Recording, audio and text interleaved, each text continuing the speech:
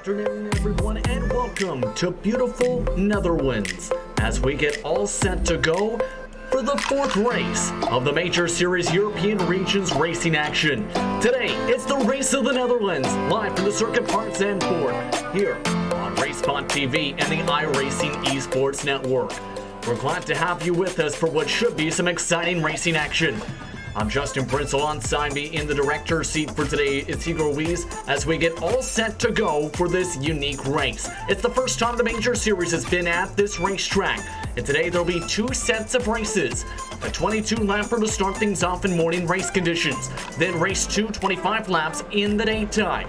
16 incidents is the max, and it will be racing charity run racing for the Latvian Children's Hospital, nominated by Unicus Puteklis for today's round. These competitors are getting all set to go to try and fight in the championship as well. Kurt Krum comes into the day as the points leader, with Eric Mickey in second. Dawson Brock, Joshua Wolf, and Riley Thompson round with the top 5. Henry Bennett, Marcus Niskanen are also in the 1,000 point mark. A couple notables in those standings.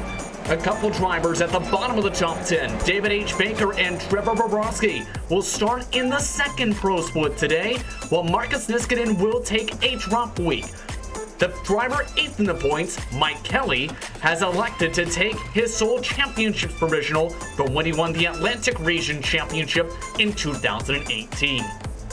A lot of things that can happen in the championship, especially with the drop week being factored in for this championship after the conclusion of this race. Now, this racetrack itself is an interesting one for these competitors. It's the fourth round as mentioned, with the Audi RS3 LMSs, the TCRs, for today's race. It is the second road course race, of the calendar, majority of the schedule being on the ovals in the first half of the season. The track conditions are cool for today. Track distance 4.2 kilometers, 2.6 miles around this 13-turn circuit, one of the oldest on the entire iRacing service. Humidity at 74%. The winds also gusting to the south at about 7 to 8 miles an hour across the racetrack. Cool conditions for the first of two race events today. As these drivers get all set to go, they spend all week qualifying for the chance to be in the top split for today and fight for a unique race victory. For these competitors, it's going to be a challenging one. This is the pre-2020 renovation circuit, where there is very little race width across this racetrack for position battles. But keep an eye on Tarzan in turn 1, as well as different various sectors such as turn 9 and the run up to turn 4 for potential passes today for these TCR machines. Overall, 23 drivers are expected to take the grid for race number 1 today. These drivers worked hard all week long in qualifying. In total, 38 drivers took extra qualifying sessions and donated $75 in the process to the Latvian Children's Hospital to try and put in their best possible qualifying times. Drivers are finishing up their warm-ups at this beautiful circuit, which means it's time for one thing. It's time to go racing here at Zandvoort.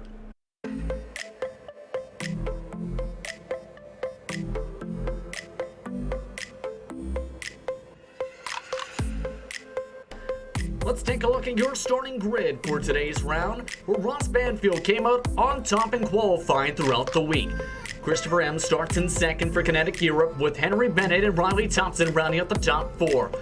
Bavarde starts in 5th position, Michael Mullane in 6th, Marcus Romer in 7th, with Eric Mickey in the 8th position. Rounding out the top 10, Claude Braval alongside Kurt Krum. Ty Kevin starts in 11th, with Joshua Wolf in the heart of the field in 12th. Richie Hearn with rearwheel experience starts in 13th position, while John Swamp Arsenal will start alongside him in 14th. Nicholas Skeets and Mike Gunn start 15th and 16th, with Colin Martzoff in 17th. Michelle Hegstrom starts 18th, Unicus Puteklis starts 19th, with Dawson Brock, Christopher Rankin, along with the rest of the field, all set to go. Quickly getting underway for the starting grid as the drivers make their way to Tarzan for the start of race number 1. Already 3 wide action. This could be trouble to start things off. Most of the leaders get through safely as the top 2 got a great start. M's already to the point. Ross Banfield under the attack in second.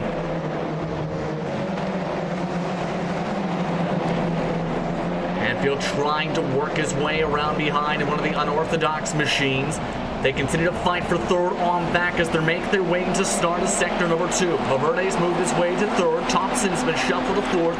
Lane rounds out the top 5 on the racetrack at the moment, but the top 2 have already broken away by over a second in the fight.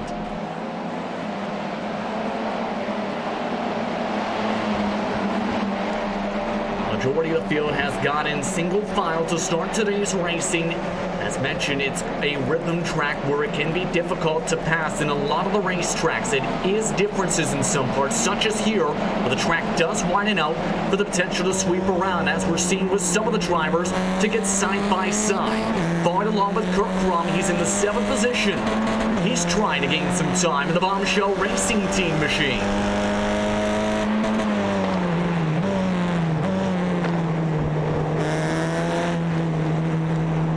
Listening in as he tries to set it hard for the corners.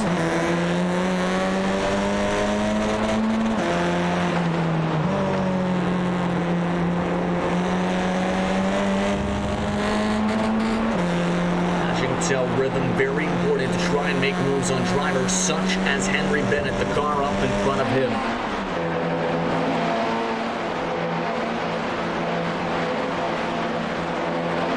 First lap is complete. As mentioned, race 1, 22 laps the distance. The second race will be 25 laps. Now it's important for these drivers to get points, as 50% of the points are earned in race 1, 50% are earned in the second race. You must make it to lap 16 of this event to be able to earn points in the first race.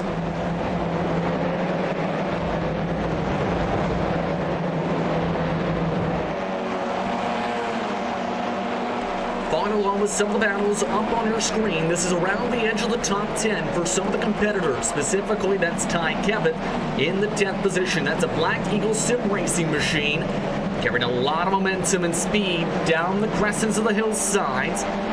Almost wins the back end of Marcus Romner in the car in front. Some impressive battling so far in this race.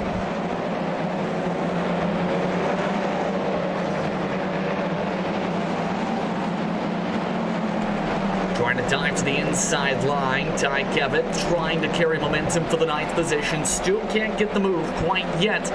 Does have a bit of a run, though, down the straight. Will he try and use the slipstream a little bit? Trying a little bit to the outside line. One car is around up in front of them. Henry Bennett is off the racetrack. The 007 machine was in 6th position, but lost control heading to the Onzer spot. Falling on board, he's fallen all the way back to 23rd position, and take a listen as he lost control. Dawson Brock was collecting the aftermath as well because of the chaos.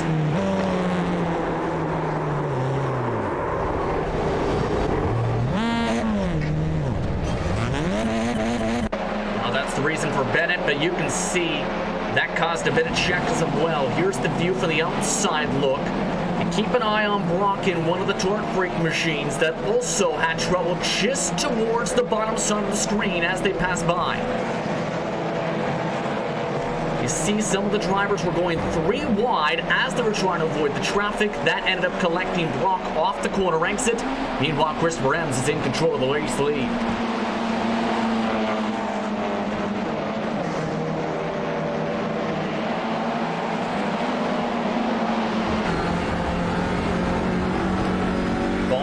With Ty Kevitt, he's still in the fight for 7th position right now on the track, still trying to attack Marcus Romner. He still hasn't been able to make the move quite yet. It can be difficult, as talked about, to try and make the pass unless you're willing to be aggressive. Kevitt aggressive this time, coming out of turn number 10, the Bach 10, down the second long straightaway. Will he be able to get the move done? We'll be having the non-preferred line into the Hans Urs bot, forced to back off once again. He is really trying to make that line work. Richie Hearn also now joins the conversation to fight in the 11th position. We're joined in the broadcast booth now by Sawmill Aurora here for today's coverage. Glad to have you with us for today's race. What is your expectations for what should be some fun racing today? Well, firstly, thank you so much, Justin. Man, these first 3 laps have been absolutely exciting. As you rightly mentioned, Zandvoort being a track where rhythm plays a major role, and these drivers have been completely at it. We saw quite a few good overtakes, but lots of battles as well. And expecting this to be a bit of a frenzied race, because it's a 22-lap one, and considering the intensity of the drivers, I think we could expect a few crashes over here. Yeah, especially with how thin the racing surface can be for these drivers. You're following along with Richie Hearn, by the way, in the 10th position now, as he tries to scrap his way forward. And you can tell just how aggressive these cars want to be. Absolutely, these guys are completely going hammer and tongs. And remember, this is proper hardcore car racing, wheel to wheel, door to door, and this is exactly what we love to see. Ty Kevith now up to the 8th position with that wheel-to-wheel, door-to-door type of racing to get by the 81. Richie Hearn also wants to get by.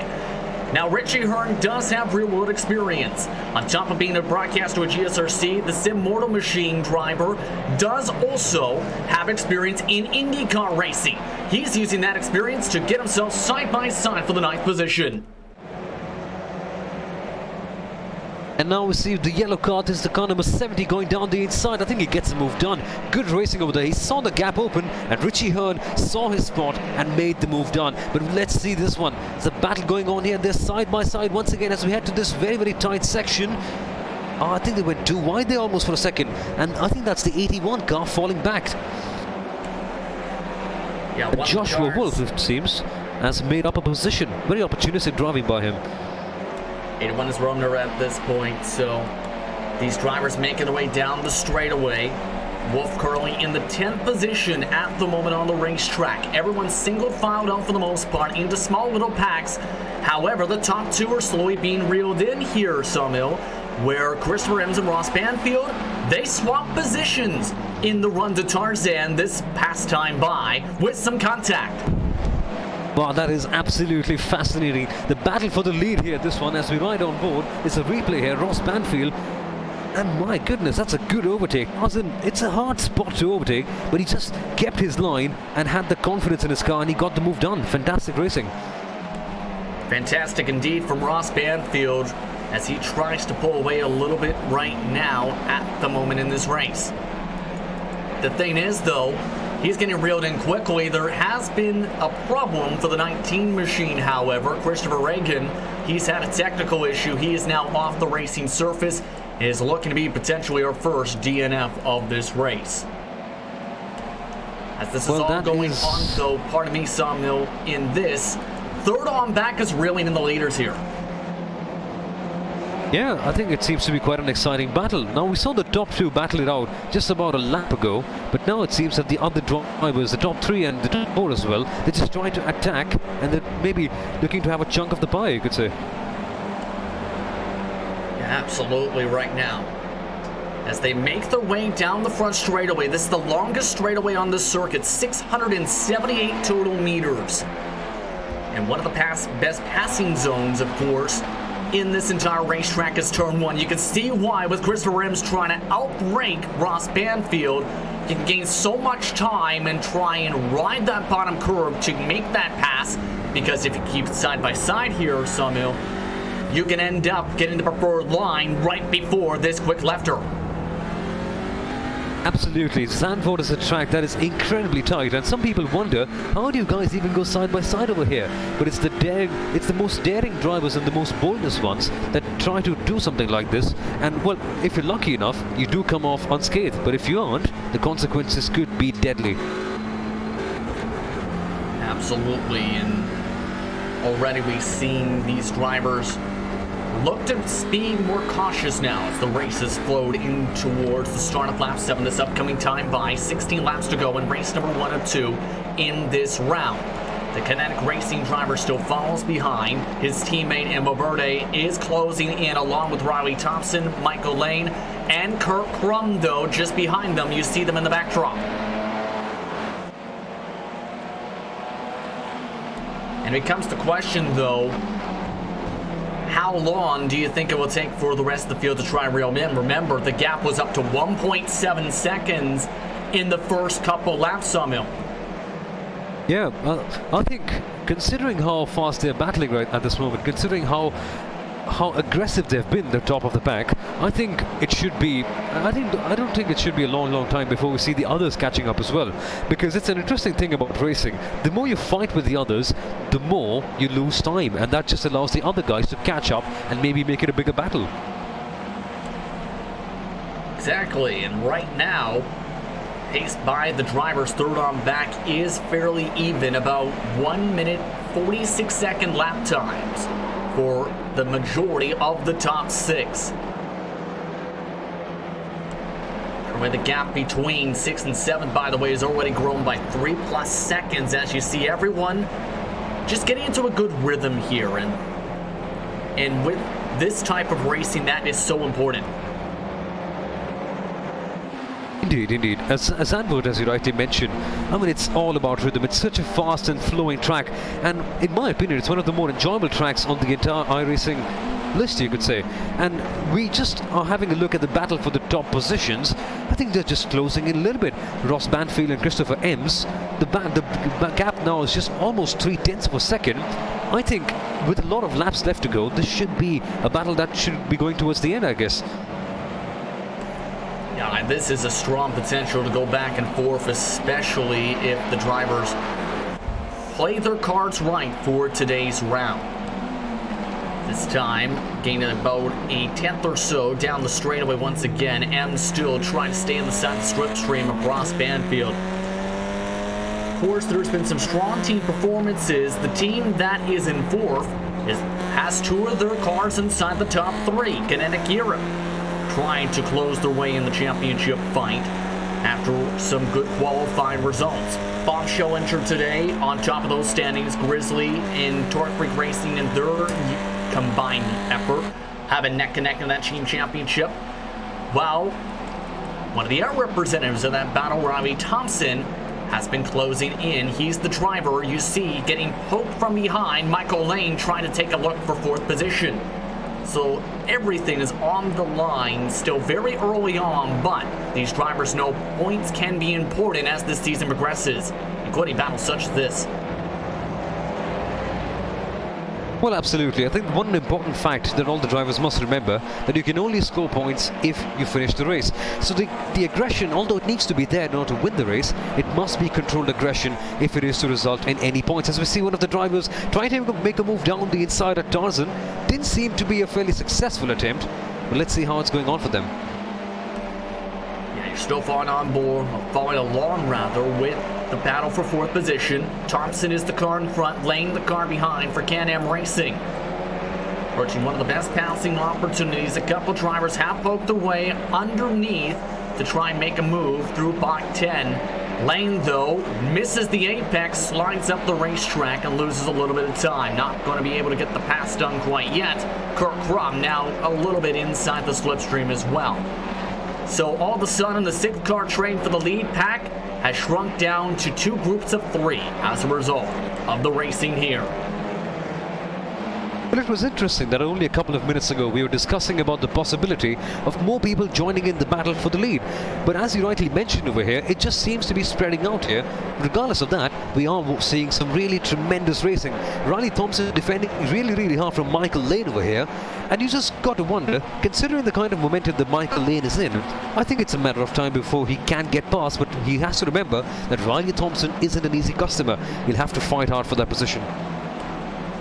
What do you do as a driver, though, to try and make sure you stay focused up to try and make this move? Because we're coming to 13 laps to go this upcoming time by. Well, it can be quite tricky. As a driver, when you're so focused in the battle, you do tend to... Oh, here, just as I was about to speak about it, Michael Lane makes a small error, exits just slightly onto the grass. He will lose a little bit of time, but thankfully for him, not too much. As I was saying, in the case of a battle like this, you do tend to make a little bit of mistakes over here, because when you're so focused on the guy ahead, you can often forget the way you're driving. And that just seemed to happen for Michael Lane there for a second. But the important part would be to maintain the concentration, to stay calm and essentially focus on the guy ahead of you. Still trying to focus up his lane at the moment. Nearly a couple tenths behind. Kirk Crum now on the offense, trying to make a move. Lane sending it hard to the inside line and goes up into the Armco barrier. So the Can-Am Racing Machine, in one of the first bigger incidents of the race, now stuck in the Armco with some trouble. My goodness, this is far from ideal for them. I mean, considering the importance and significance of this race, and considering how many laps are left, that is going to be a big blow to their race. And remember, they had to get to the end of lap 16 to earn points for each of the races. And the technical issue is the reason you see the wheel going from turning to straight in the span of one corner.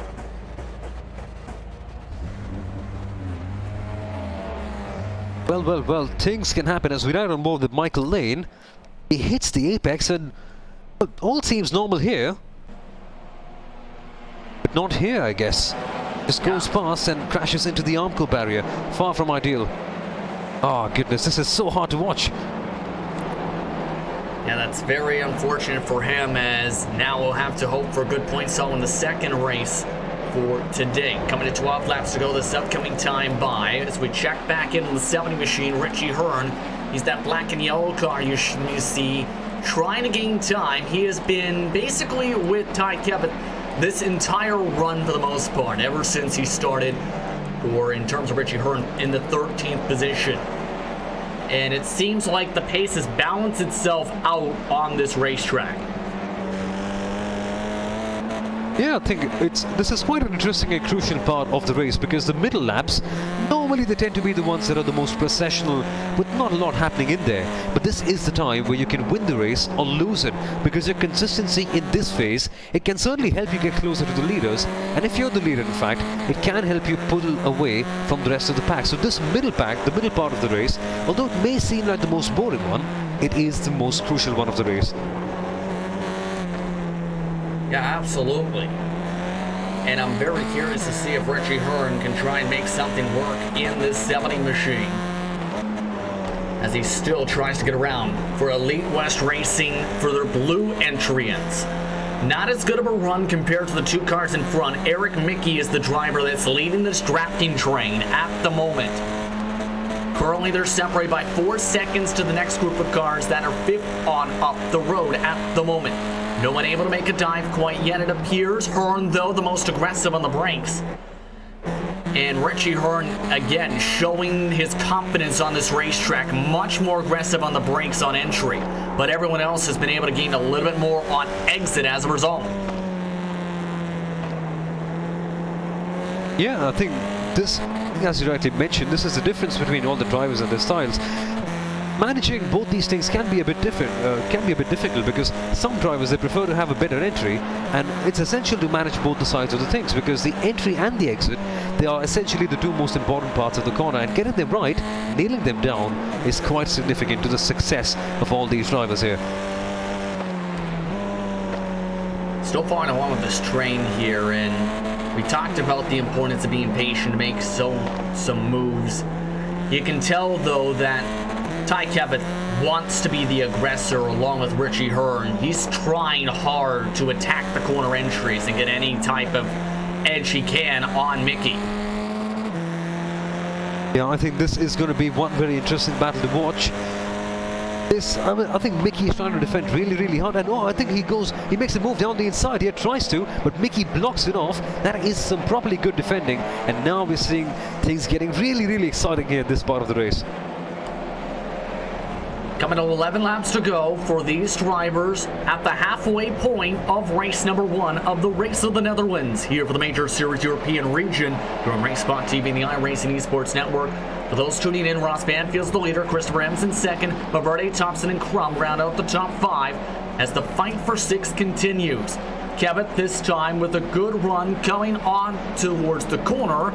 Now to make the move, but Richie Hearn nearly ran to the back end of Kevitt. That's how hard he's been attacking Tarzan each and every corner. Absolutely, absolutely. Aggression is incredibly important in trying to get a high position here in this race. But again, I think it's a fantastic thing to see these drivers going all out on this track here, because they know if they don't be aggressive at this stage, it could be hard for them to make the moves towards the end. Yeah, especially since, again, they're 9 seconds behind the race leader. Exactly. Exactly. I think in order for them to get a better result, they really need to get on the gas. And the one major problem that they will be facing at the moment is battling against each other. Because as we have seen so many times, when here we go, there's a move I think by Ty Kevitt for 6th place.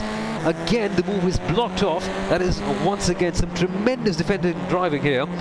Wow, this is some good racing. Now, as I was mentioning, if they battle against each other, they're essentially damaging their chances to get higher up the grid, because they'll be falling further behind the leading pack. But as we see here again, Mickey is trying to defend really, really hard. He goes down the inside here, and I think the move is done finally. So Eric Mickey loses out on the position, and boy oh boy, this battle that we've seen for a while now seems to be finally coming towards the end.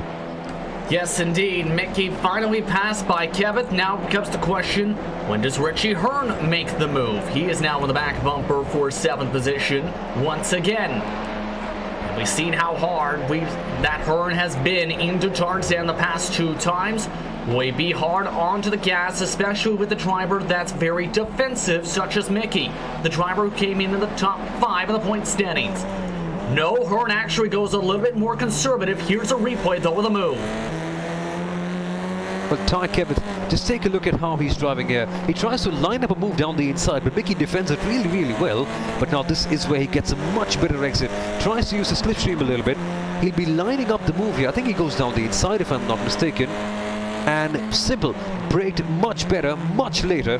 Got the line and got it stuck. But now the interesting thing that we need to focus here on is what mentality will Mickey be carrying, because now that you get passed by one car, you often tend to lose your concentration, and in that aggression you do tend to make mistakes. But now let's focus our attention on the battle between Riley Thompson and Kurt Kroom. Wow, this is turning out to be exciting here. Kurt goes down the inside. This is his opportunity to make a move, but Riley's blocking it off once again. Kurt has a good exit. They're side by side here. Oh, fantastic racing, isn't it, Justin?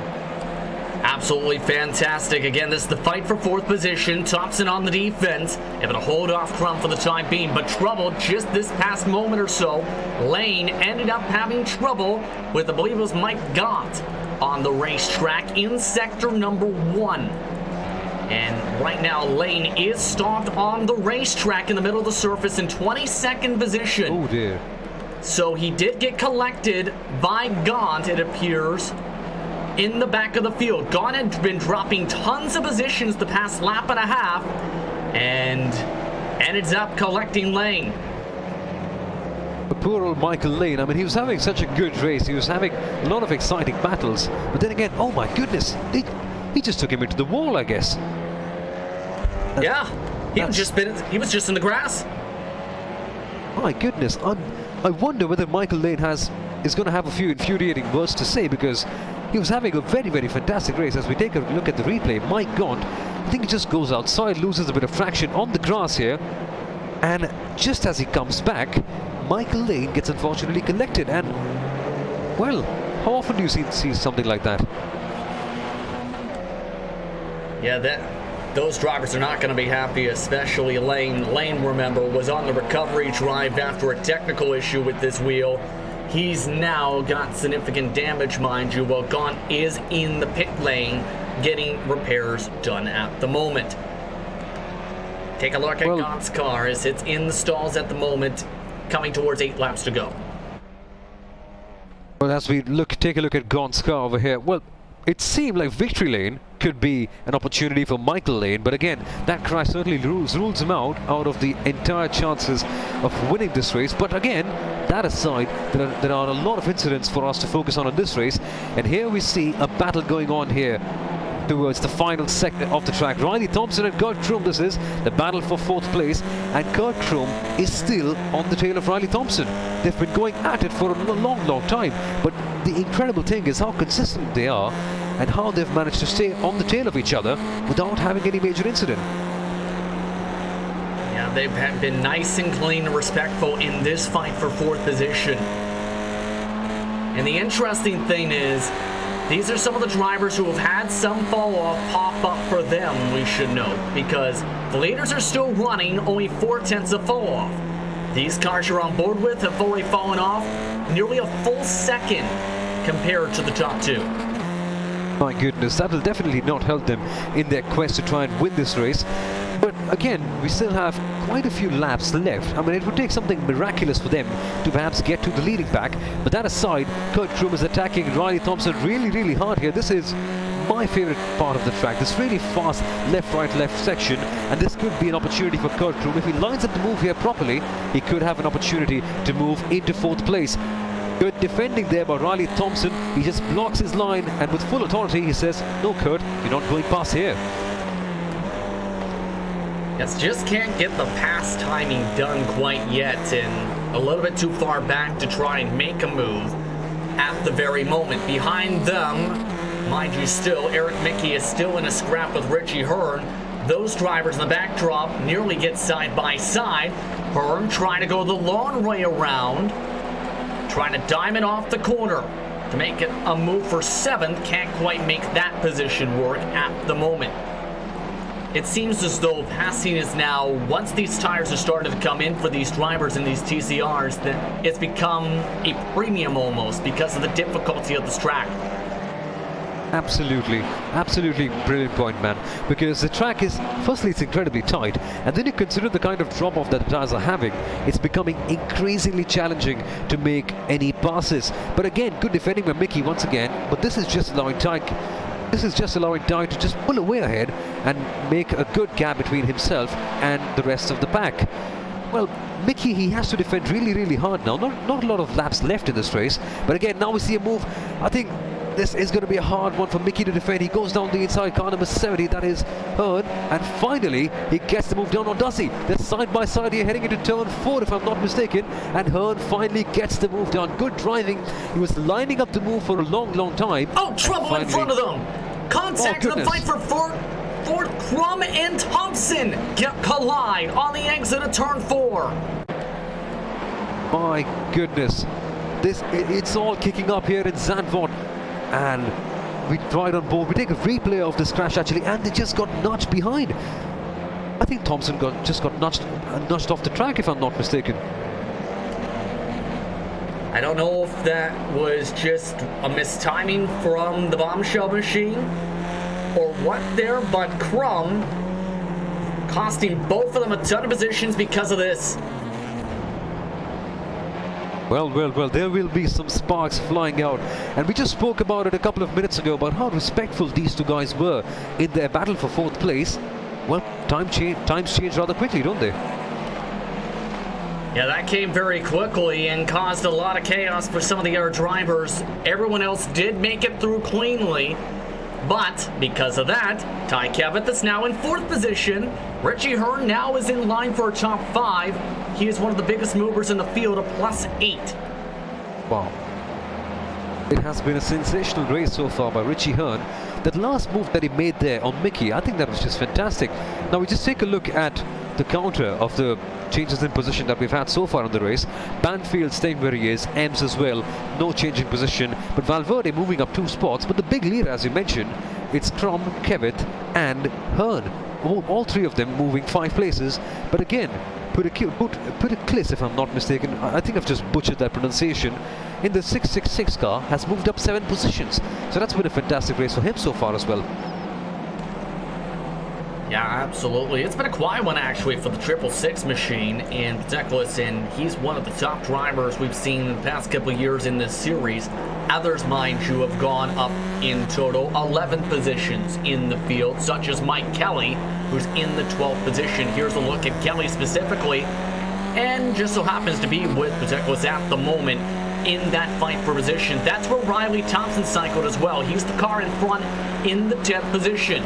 Kirk Crum, in comparison's sake, cycled to 15th. Well, so far, currently they're battling for P11, but considering the kind of excitement and the kind of incidents that we're seeing in the race so far, you know, it might as well be the battle for 5th or 6th, because anything can happen here. We're just seeing some incredible battles, incredible racing, and of course, a lot of big crashes as well. A tremendous race this so far, and it's safe to say the TCRs never disappoint. That's what I love so much about the TCRs when it comes to the racing, regardless of the series of the track. They always put on such a good show in terms of fighting for positions on the road courses. Exactly. That's just the beauty of touring car racing. It's hard, it's aggressive, but at the end of the day, it's all fair, and it's a lot of fun to watch. As we now see Kelly trying to attack Puticlus towards the end of the track. Doesn't seem to have an opportunity heading into the second to last corner, but could be, maybe Tarzan corner, maybe a good opportunity for him to try and attack and line up the move here. Have to see Kelly able to ride the bottom side of the Aria Lewandijk block once again to get down the front straightaway. And as we've seen, a lot of drivers have tried to late break their way for attacks. Kelly a little bit more conservative. However, as you see in the cars behind, Hagstrom tried to be aggressive. That nearly got him attacked by Henry Bennett in the back draw. So a couple different battles now forming up at the very edge of just outside the top 10. Exactly. They may not really award them a lot of points here, but again, it's a case of pride as well, because when you race in such a competitive esports series, you definitely do want to get a better result. And in the case of a battle like this, you want to get one up on the other guy. Well, just in other news, Henry Bennett in the car number 007, or I should say the name is Bennett, Henry Bennett, he's just set the fastest lap of the race, a 1 minute 46.273. So good going for him so far as well, but we now see the battle between Kelly and Puticlus escalating once again. Kelly trying to attack, he's just getting closer on, but Puticlus is doing a very, very good job in blocking that position off. Exciting racing everywhere in the field. Kelly forced a brake check a little bit because of the defensive move by Puticlus. Ends up cutting off the tube machine a little bit, loses the momentum, and now here comes the rest of the cars for a chance to get into the fight. 13th, 14th, 15th now enter the train. So this has been an interesting fight so far, one of the more entertaining fights, coming to 4 laps to go in race number 1. Well, this is just turning out to be an epic race, a thriller you could say pretty much. The way these guys are battling, and again I don't want to jinx it, but they've been just so clean, so respectful of the other drivers, and they're only making moves when they see a clear opportunity. And now I think this is just a little bit of a mistake by Mike Kelly. I think he goes slightly wide, sorry, Puticlus, and this could be an opportunity for Mike Kelly, or could it? He's trying to line up a move, he goes down the inside, but again, once again, Puticlus smartly blocking off the line into turn 1. Being very defensive right now. It was about a 0.2 of a second difference last time by. The K&M Racing Machine still can't get the move. Here's the problem with how defensive they're getting. Hagstrom and Bennett, along with Kirk Crum, are now right on their tailpipes. In fact, Bennett nearly bumped Hagstrom just in the backdrop of these two cars. Well, this is turning out to be an absolute thriller. Kurt Crum just had that major accident a couple of laps ago, and at one stage you would be forgiven to wonder, yeah, he's last, he's not going to have any chance. But the way this race has been turning out, he seems to be having a real chance of perhaps getting into the top 10 if he pulls off a miracle, you could say. Absolutely right now. As they approach the start of sector number 3, these two drivers stay single file, as they still can't get the right runs, but look what's happening behind them. A bad run off the corner from Hagstrom trying to be defensive. Allow Bennett to try and get something together. Kelly tries to make a poke for 11th position. Can't get anything to go quite yet. The drivers behind also not able to make a move quite yet, coming to 3 laps to go. By the way, the top 3 have settled out to their potential podium positions. Ross Banfield is pulled away by 1.2 seconds from Christopher Ems, while Valverde is 8 seconds behind the race leader in third position. Well, it's been a commanding drive by Ross Banfield so far. He's driven with incredible composure and incredible calmness to try and get this gap. As we see here, another battle going on at the back of the field. Two cars going side by side. And oh my goodness, someone's on the grass. That's Henry Bennett. And Henry Bennett, he tried to send it hard up the inside into Tarzan. But Hagstrom, I think, expected that. It actually forced him to outbrake himself. Just take a look at how Hagstrom takes the corner entry, almost intentionally overran the corner to allow Bennett to overshoot himself. Haha, that is some really smart driving by Hagstrom over there. This is what you call the psychological approach of racing. Well, that is just tremendous racing by Hagstrom. Not for the most prestigious of positions, but again, he's showing some really good racecraft over there, and this battle is escalating once again. Buticles and Mike Kelly. Now, I wonder what Mike Kelly will be thinking, because he knows there's only 3 laps left in this race. Should I go for it? Should I attack? Should I make this move done? Well, it's a high risk, high reward opportunity, but if he gets it done, there'll certainly be a lot of pride increasing in Mike Kelly at this moment. I think he's making a move here. He's trying to go down the inside. They're side by side here, and I think Mike Kelly has got the advantage, hasn't he? He's in a good position. Remember, though, Podium does have the preferred line to the Hans Erstbach. Both drivers charge the brakes. Kelly, though, not backing off for the quick left-hander. Still side by side as they make their way to Kumo along with the Ari Lewandijk bot. Will any of these drivers back off in this fight for 11th position? No, Budaklis now has the preferred line on the right side as they head towards the front straightaway. Well, if there's a brand tagline that could describe my feelings towards this battle, it's McDonald's, I am loving it. They are just going absolutely hammer and dogs here. At one stage, none of them was backing on. That's for 4-5 corners, as we now see the cars behind them going side by side. Hagstrom, I guess, he's making a move down the inside, then 3 wide for a second. Oh my goodness, I think Kelly's spinning out. And he's made a major mistake. And Kelly, after making that move and losing the position, he's lost 2 places now. This is absolutely tremendous racing. This is with just about 1.8 laps to go. Coming to the white flag, Kirk Crum and Hagstrom both outranked. Kelly trying to make their own pass, and Crum accidentally makes contact, losing them spots. Well, can you get a more entertaining race than this? From start to finish, it has been absolutely fantastic. A race to remember, certainly for me and for everyone watching as well. And now this is where it all gets really exciting. Only a couple of laps to go now. Hagstrom and Crum battling it really hard. This is where the stakes get really high here. White flag coming this time by for these drivers, and they're showing they know it. Drivers fighting hard. The driver leading the group now is Kirk Crum. Kelly tries to recover 1 spot, able to get it back from Bennett. Hagstrom now, the car trying to attack while Podium has run away. Ross Banfield has just taken the white flag in this event, and what has been a thrower to start race number 1 of the Race of the Netherlands here on RaceSpot TV and the iRacing Esports Network. The question is going to be, will he be able to keep nice, calm, cool, and collected and keep that 1.7 second gap? I think he's going to be able to do it quite cleanly. But Justin, a quick question for you. Who is your driver of the day? Can it be Ross Banfield for the way he's been so calm and composed? Or is it some of the other guys like Kelly and the others? Because they've just kept us so entertained throughout this race. Who would you pick? I would have to agree with Ross Banfield with how well he's raced today. He showed very strong composure on this racetrack in that unorthodox machine, and now is just about a half a track away from coming away with the W.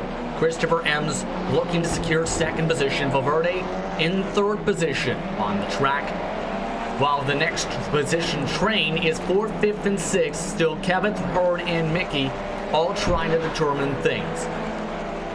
Banfield go ahead. Sorry. I think it's been quite a good drive by Kevin as well, as you rightly mentioned. Kevin was having a good battle so far early in the race, but he made some good moves, made it stick, and he's in a good position at the moment. Absolutely, Kevin, one of the biggest movers in this race. But the driver that's going to come away with the max points in race number 1 is the 777. Ross Banfield coming off the final corner. getting ready to take the checkered flag. He led a majority of the laps in race 1. He'll get a good amount of momentum into race 2. Ross Banfield wins in the race of the Netherlands. Second place, Christopher Ems. And about 9 seconds back of the checkered flag, Valverde rounds out the top 3. Fighting continues for drivers 12 on back. Kelly trying to hold on to one last position. Hagstrom with his beat up back end, trying to hold on in front of Henry Bennett for one last set of corners. Henry Bennett on the attack here. I don't think he's really got a chance of getting this position done. But well, my goodness, this battle that we've seen here, just on the edge of the top 10, it has been absolutely tremendous. Hagstrom, Riley Thompson, Henry Bennett, Mike Kelly, these guys have been consistently on it. And this has been an incredible race, hasn't it? It was a very incredible race as some of the drivers, I don't think they were intending to do that, including breaking each other's tires here, just about. But still a good result regardless for these drivers. 22 total do make it to the checkered flag. Here's the unofficial race results for race 1. Remember, they had to make it to the end of lap 16 to earn points classifications. They have the chance to earn points in race 2. The drivers that don't have to worry about that, Ross Banfield, Christopher Ems, and Valverde round out the top 3. Ty Kevitt came home in 3rd, Richie Hearn in 5th, with Eric Mickey coming home in 6th, Joshua 7th, Proval in 8th, with Romner and Thompson rounding out the top 10 summit. Well, and then I think this has been an incredible race. Now we move to the bottom half of the table. Puteklis in 11th, Kurt Krum in 12th. Well, tricky race for Kurt Krum so far. Mike Kelly in 13th with Hagstrom in 14th. Henry Bennett in 15th and Colin Marzolf, is in 16th. Jean-François Arsenault is in 17th. Dawson Brock in 18th. Jackie Shu in 19th and Nicholas Seitz in P20. Then we've got Michael Lane, poor old Michael Lane in P21, finishing a lap behind with Mike Gaunt in P22 and Christopher Ragans in P23, finishing 16 laps behind, so I don't think he'll be getting any points. Yeah, Christopher Reagan is the only driver that doesn't get to that classification. Well, that ends race number 1 of today's action. Drivers now getting ready for the second race, 25 laps under the sunshine. We'll be back in just a moment. You're watching RaceSpot TV and the iRacing Esports Network. Jason Hamilton. I'm Director of Racing Operations and Event Management for NASCAR.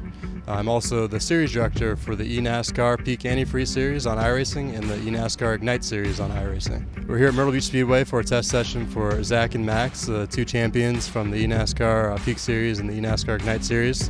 They're testing late models in partnership with Rev Racing. Opportunity for them to come out and showcase the skills that they built on iRacing in a full-size stock car for the first time. Got in the car, got the wheel adjusted. Zach's in the car now. Get that set up for him and be ready to roll here in a little bit. The tips we got were basically just to try and keep it on the bottom as best as possible, and that's going to be the easiest way to keep the car in one piece and just not make any mistakes. You're off the throttle for a long time. You're off the throttle longer than you actually think you need to be, but the corners are so long. If you try to pick the throttle up too fast, it's just going to either jerk the car loose or make it tight and it jerks. Any other questions? Nope.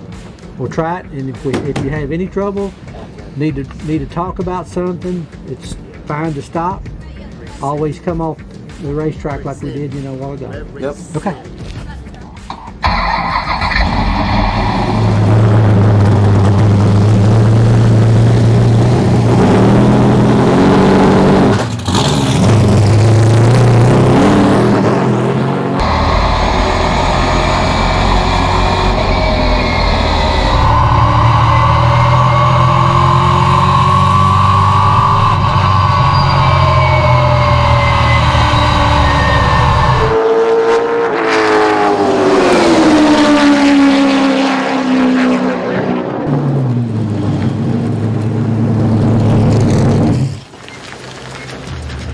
Oh, that was crazy. I wanted to open it up a little bit more, but it was all about just keeping the car in one piece, being safe. I have no complaints on that. So just now that you're out, you can relax and think about what you did, and then we'll apply to the next round. Okay. Yeah, you did very well. Yeah. Thank you. You make me nervous, but you didn't. You didn't make me nervous this time. Yeah. So that was good. You good with the height now? All right. What about your gears? You know where they're at? First, second, third, fourth? Okay.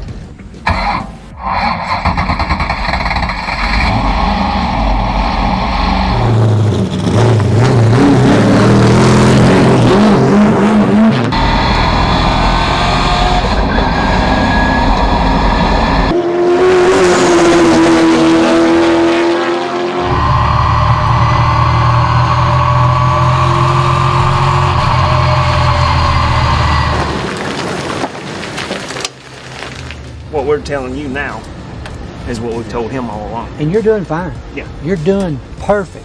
We're just trying to help those little places to gain more.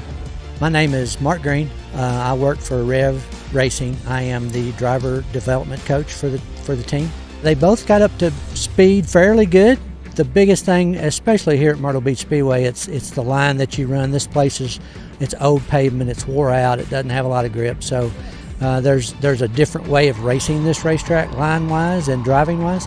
So we had to work on those aspects of it with them. But they took to it very well, and they learned most of it. They still don't have it obviously down pat. After 6 hours, nobody would. Both young men did very, very well.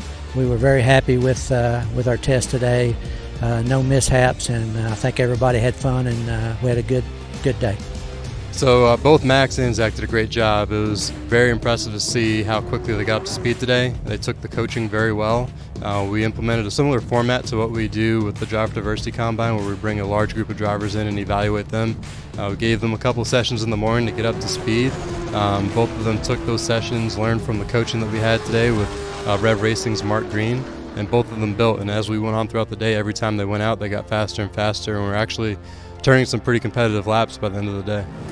I think it just reaffirms our belief that iRacing in the future can continue to be a grassroots form of racing where we're reaching a new audience, reaching a broader audience of talented drivers that may not have access to a traditional racetrack to begin their racing careers, but they can start them on iRacing and then from there propel themselves to the next levels and higher levels of racing. And just like drivers similar to William Byron, we'll continue to see drivers like that get their start on iRacing, make their way up the NASCAR ranks, and hopefully one day be racing in the Cup Series.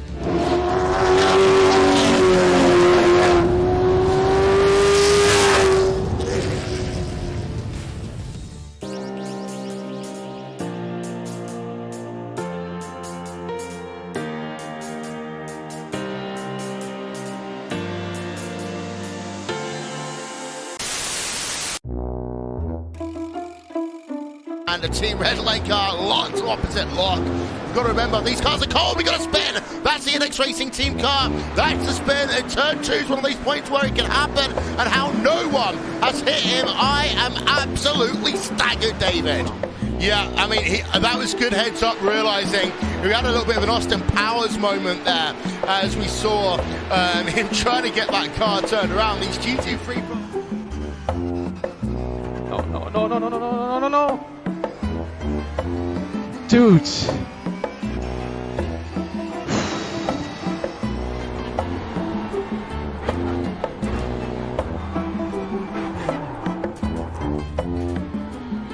There's an incident here. Right tailboat. Just told, dude! On the left. Nice thing about the two times. Hold up. Check. Oh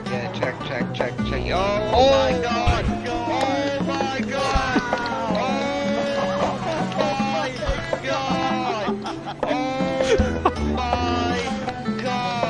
You need to I tried.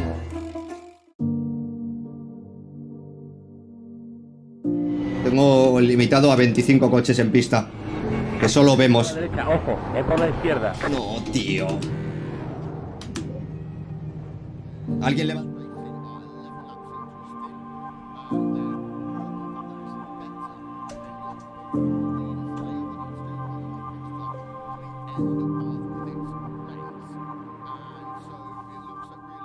It's crashed! Mike's crashed! damaged!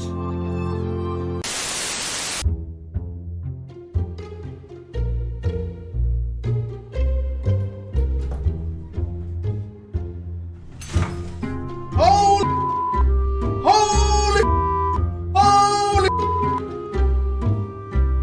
We have some issues.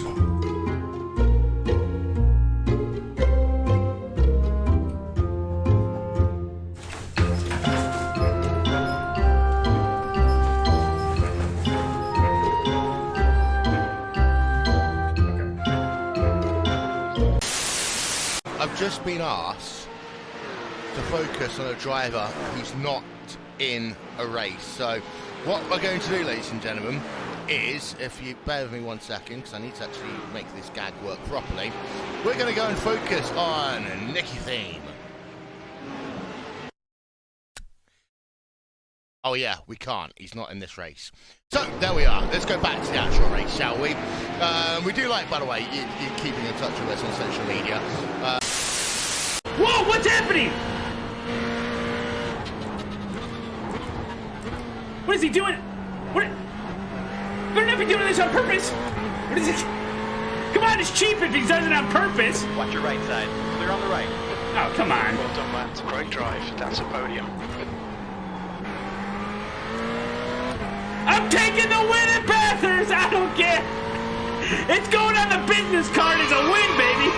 What's wrong with Marvin? What, Marvin? All right, Marvin, I see what happened here. Let me force the bets quick. Oh, my God. Send it, baby. That's a win. Great job. Oh, yeah. Classic Malone.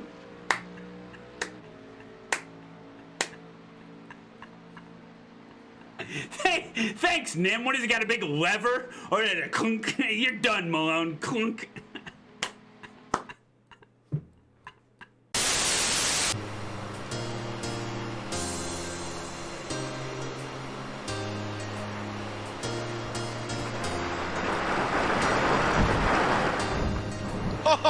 Made it. Nailed it. Hey, cheers, man. How you doing, man? Hey, good, mate, good. I've got the last 65 minutes of you. That was a solid jump.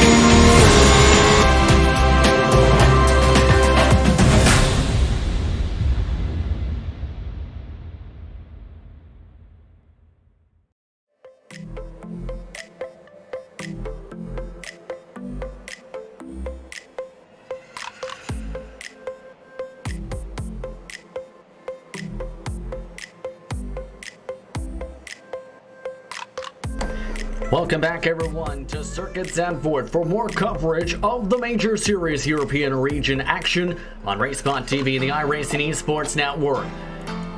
Drivers getting underway in just a few moments for race number 2 of the Race of the Netherlands in their TCRs. Justin Prince alongside Samil Aurora for today's action. Hugo Wees in the director's seat for what should be some more exciting action. A little bit of differences in the second race as we're moments away from getting underway. Much hotter racetrack.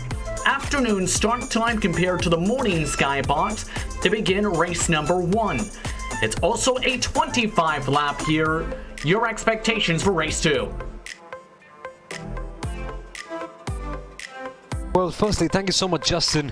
And looking at the last race, I think this one is just going to be a crackerjacker.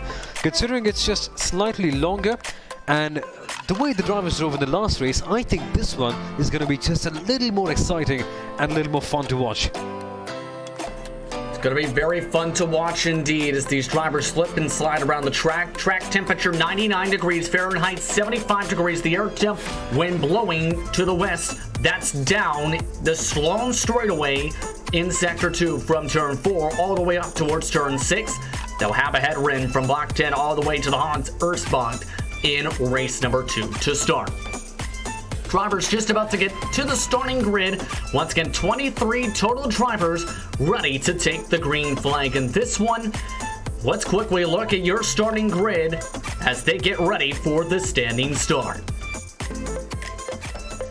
Drivers now rolling their cars to the start and finish line, and here's how they'll roll after the finishing order from the last race in the shuffling. Ross Banfield is at the top of the pylon for race number 2. Christopher Ems in second, Bennett and Thompson in third and fourth, Valverde in fifth, Lane in sixth, Romner in seventh, Mickey in eighth, Beauval and Crum round out the top 10.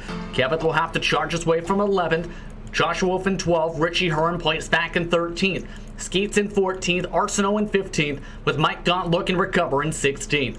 Martzoff goes off from 17th, Hagstrom in 18th, Putek was along with Brock, Reagan, Show, along with Kelly, round out the 23 drivers. Everyone already onto the grid, green lights are off, we're underway once again from Zandvoort. And a bad start for Bennett, everyone already going 3 wide. But here it is, it's all kicking up here at the start. 3 wide as you rightly mentioned, and my goodness, that is an incredible start. They're going side by side for the lead, and I think he's just holding off here. The leader has just protected the lead, and my goodness, that was one incredible start. Very, very frantic, but there's a lot more of that yet to come. Ross Banfield holding on to the race lead for the time being. Christopher Ems in second, Thompson in third. Trouble though in turn 4. Multiple cars are stacked up. Henry Bennett and co. involved in the back half of the field. Also involved Richie Hearn, one of the biggest movers of the race, as well as some of the Can-Man racing cars. Well, the start can always be very, very chaotic, and just take a look at this. The cars are just going flying everywhere. They're just virtually occupying almost all the track. They're just going sideways, in reverse, and that is far from ideal for so many of them.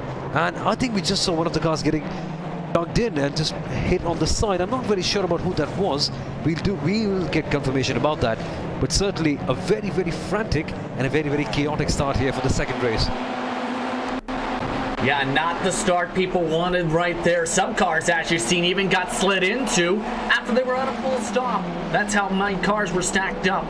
On the bright side, if you're in the top part of the field, it's been very clean to start the green flag.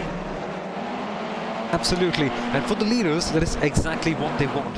Because considering that this race is slightly longer, they would love to be out of the trouble early on, and maybe, I mean, of course, ideally if you're the leader, you would love to be out of the trouble all the way through.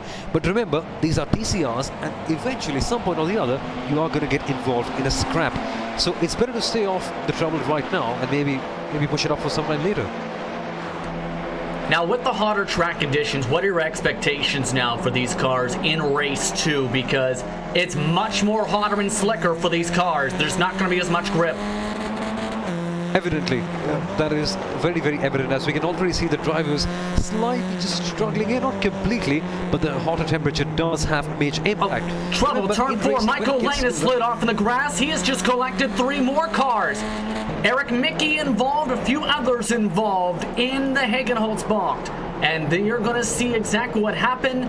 It was up the road where Michael Lane lost traction, went off in the grass, and came right up in the middle of traffic. Well, this corner has been a hot spot for trouble, hasn't it? In the last race, we saw so many cars crashing here and getting out of the track. Once again, laps in, we've already seen 2 crashes over here. Yeah, that's not the start again. The drivers in the midfield wanted to have happen in their second race. Already, Reagan has made his way to the garage area, not even turning about a lap or so after not finishing off the first race due to technical issues. Top 2, though, it's wash, rinse, and repeat compared to the first race. Ross Banfield, Christopher Ems looking like the kings of the field early on here, Soumil. Absolutely. In the first race, we saw Banfield and Ems just dominate the race ahead of the others. However, the one small issue that we can have from the last race was that Ems wasn't really so close enough to Banfield the last time out. This time, though, they're a lot closer to each other, and I reckon we're in for an exciting battle here over the next few laps. I think potentially as well. Remember, in the first part of race 1, Ems was able to make a pass or 2 before Banfield took control in the second half of the race. That time by the drivers in the 148th. Compare that to the morning conditions. That is nearly 2 seconds difference on fresh tires because of how hot the conditions are in the daytime here. Trouble going on for the 81 machine, it appears. The 8th place car got freight trained by multiple drivers and shuffled out to 11th position in the span of 1 corner. We're far from ideal for Marcus Roma over there. Lots of trouble brewing up here outside the edge of the top 10, and we've seen this happen so many times in the last few races as well, because these slots, the positions around P11, P12, P13, this is where all the action has been taking place so far in the last race as well. This time though, I mean, they've already been quite violent, and it seems to be just like a repeat of the last race where everyone is battling for positions all across the field. And again, that's what is so great about these TCRs. They will scrap like this. It's just, again, the difficulty of trying to make a pass in such a rhythm importance track. Ty Kevitt, though, one of the drivers that was able to make some of the most passes, nearly got an opportunity on his rival from race 1 in Puticlis.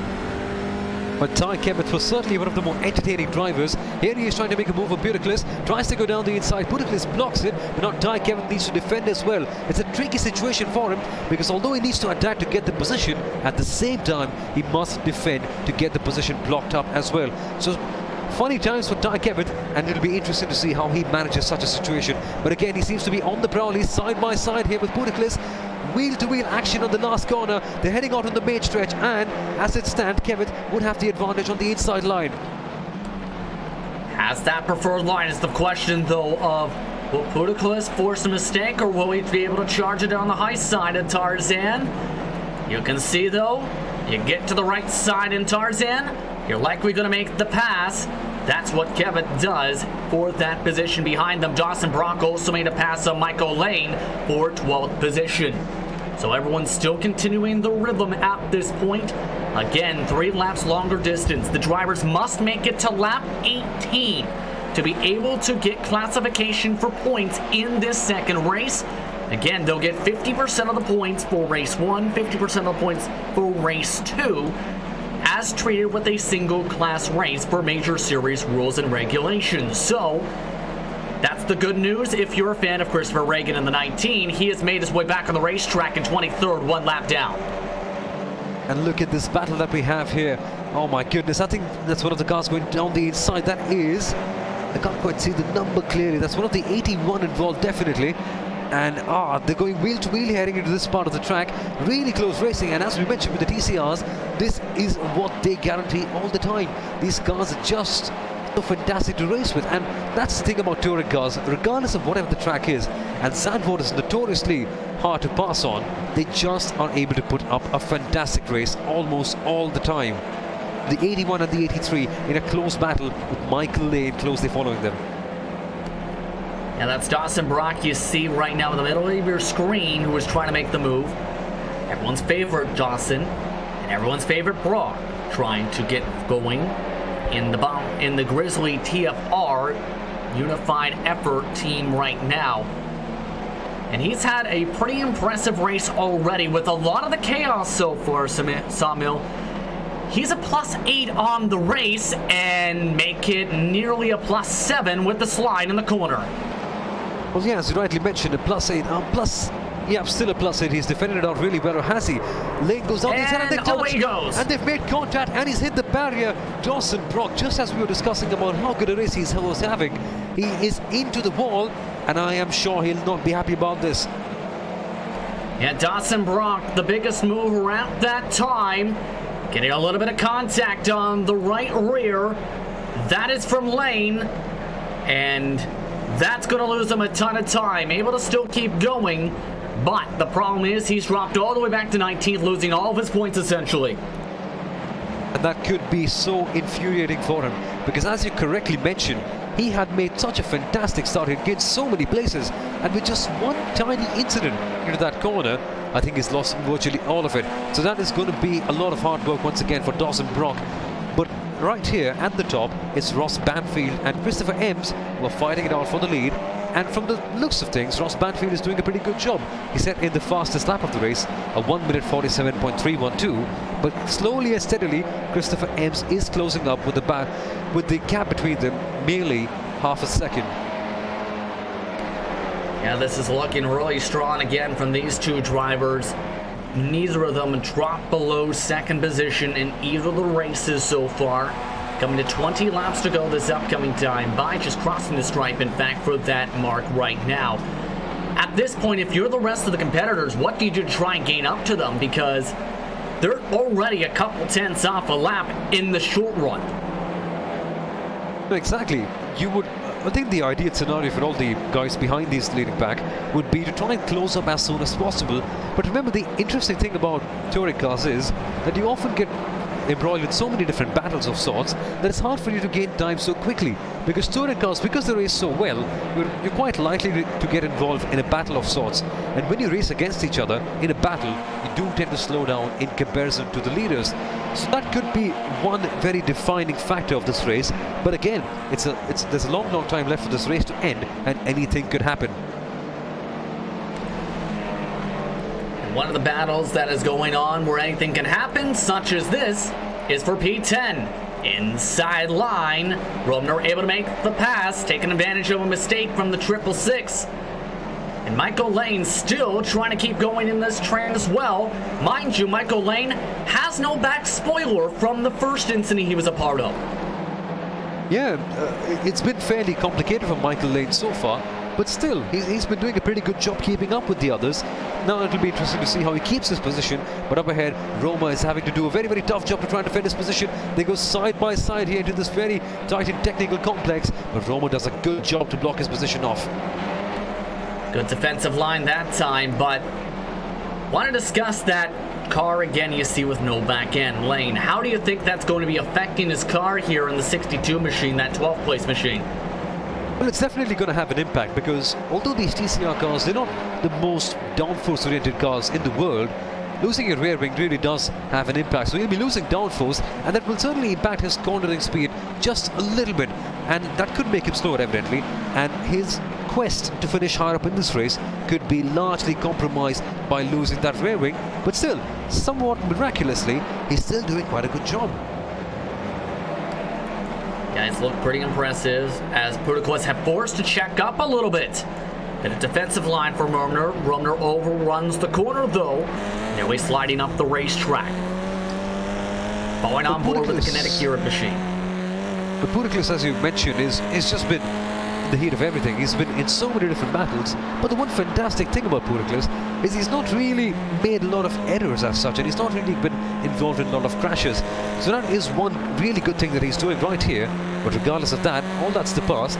He needs to make sure that he gets a move done and maybe try to get a couple of places ahead, because right now 11th place isn't the best position in the world, is it? Yeah, it's not the greatest position in the world indeed, and especially for a driver that wants to gain in the points. Losing a lot of ground this time. By the way, Bennett is now making a move on Michael Lane for 12th position right behind these two. So Budakos, while he reaches the loses the reach, Bennett sends it up the inside and makes the pass for 12. Had to happen. Eventually it had to happen, because Michael Lane losing that rear wing, it would have definitely had a lot of impact on his driving. And as you rightly mentioned from the last race, although it's even hotter, and plus he's lost his rear wing as well, so he'll be definitely driving a lot slower. But guess what, guys? He is on the attack. Michael Lane is getting relentless, and although he's lost the position, he's not just content with it, he is fighting back. My goodness, say what you want, but you've got to admire his fighting spirit, haven't you? Yeah, he is really trying to fight hard. He's lost a little bit of ground, though, down the straightaway. Art with the damage, because Jock Show is right behind Lane as well, trying to make this interesting for 12th position. It seems like Lane's able to compensate it for the damage in Sector 2, but in Sectors 1 and 3, that's where he loses a lot of the time. Exactly, because that's where you have a lot of flat corners, where you really need a lot of commitment in the car, and that's when the downforce helps you out. However, it's been a tremendous drive for Michael Lane so far, considering the conditions he's in. That said, if he needs to solidify this, he needs some proper results, and that can be hard to come by. 13th place, well, it's all right, it's not fantastic, but considering the conditions he's in, it should be quite a commendable job. Yeah, especially with the fact that if he ends up having to come down and, say, getting more damage repaired, it puts him in a situation where he might not be able to gain points. There is a fast repair available for these drivers in this event, for race 2. A couple drivers have taken it. Belval, Gaunt also coming down the pit lane at one point, and as mentioned, Reagan also coming down the pit lane for 4 minutes of service, including a tow truck. Those drivers are 21st through 23rd in this race at the moment. Well, exactly. I mean, this field is so competitive that if you make a pit stop of sorts, it's going to be virtually impossible for you to get back, because these guys are just so competitive, just so consistent, and getting back from something like that, well, it's almost a Herculean challenge, you could say, in a way. Yeah, not just about the timing, but if you don't take the damage repair, you're basically having a race with a hurt race car for much of the event and that absolutely hurts you. You can see Lane how much it's hurting just down the longest straightaway of the racetrack. Well, he's having to fight really, really hard for position there, Michael Lane. We've spoken a lot about his race so far, but then again, this is the toughest part for him, because Sector 1, as we mentioned previously, is where he will lose out on a lot of his time. That's where we have a lot of corners where you need a lot of downforce, and at this moment, Michael Lane doesn't really have a lot of that. So it's going to be a very, very hard task for him, but up ahead we are seeing a lot of battles as well, just right in front of Lane. Yeah, that is still 11th position. That is a cracking Henry Bennett. Looks to crack his way into the top 11. Remember, he started in 3rd position, but had that horrific start where he couldn't get going off the jump. Lost a lot of time. Then was one of the drivers that was set on a bit slidey through the grass, and is now looking to move his way up the positions. Just can't get the run quite yet. Has had to check up a couple times on this onboard alone. But what do you think of if you're Henry Bennett at this moment? Because as you correctly mentioned, he had a ghastly start. I mean, fell all the way back. But you need a very strong mentality to bounce back from something like that. As one really good example would be Max Verstappen in Formula 1, because a lot of the times he's had a bad start, he's made a tremendous recovery and he has won the race. That doesn't seem to be on the cards for Henry Bennett at the moment. But if he can replicate that sort of mentality that Verstappen has, he can certainly get up a few positions and make it a decent enough result considering where he was at the end of lap 1. Yeah, I'm very curious to see what he can do here, because we've seen he's had speed when he's gotten in rhythm. It's just been difficult to get into the rhythm. Exactly. And as well through the gears for some of these cars where they're hitting the rev limiter midway down the straight. Exactly, and Zandvoort is a track all about rhythm. If you don't have the rhythm and if you lose it, well, it could be, well, you could be a long way off the pace, to put it simply. And we now focus on the leaders once again. Ross Banfield and Christopher Ems. These guys are going hammer and tongs for all the entirety, all the distance of the race. And this is just tremendous to see. These guys, they're just battling it out so cleanly, as we saw Banfield making just a slight bit of error heading out of the grass. It hasn't really impacted him that much, but Christopher Ems is putting on the pressure. And this is where Banfield, it really is a mental task here, because Cracking under the pressure is something that's very easy. If Banfield can hold him off, and if Banfield can sustain that pressure, I think he'll come off as a much better driver, and this victory will be a lot better deserved. Absolutely. I'm curious again to see how long Ross can hang on here. They're coming to 15 laps to go. And this was about the point where he started to pull away a little bit. By the way, they are still cracking forward for 11th. Bennett on the left side of the track. Podium on the right side. Triple Six able to outbrake Bennett into the corner. Jock Show also able to make a pass just behind as they nearly make contact for the position. Well, they're all getting a bit touchy over here. I mean, this is fantastic racing between the TCRs. Bennett is just trying to attack really hard, but Podium, as he's always been doing, is a master defender. He's just not giving any place up, and Bennett is trying to attack really hard. What I'm interested to see is how long this battle lasts, because there's a long time left in this race so far. If they can sustain this, and if they can keep going for a long time, it will be quite entertaining for all the viewers here.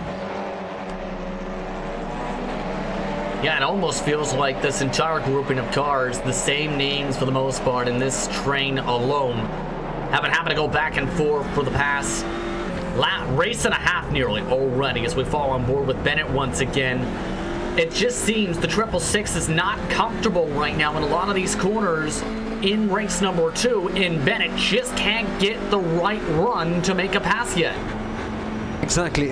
As you rightly mentioned, this Triple Six not really getting the grip in. I think this could be an opportunity. Bennett tries to make a move.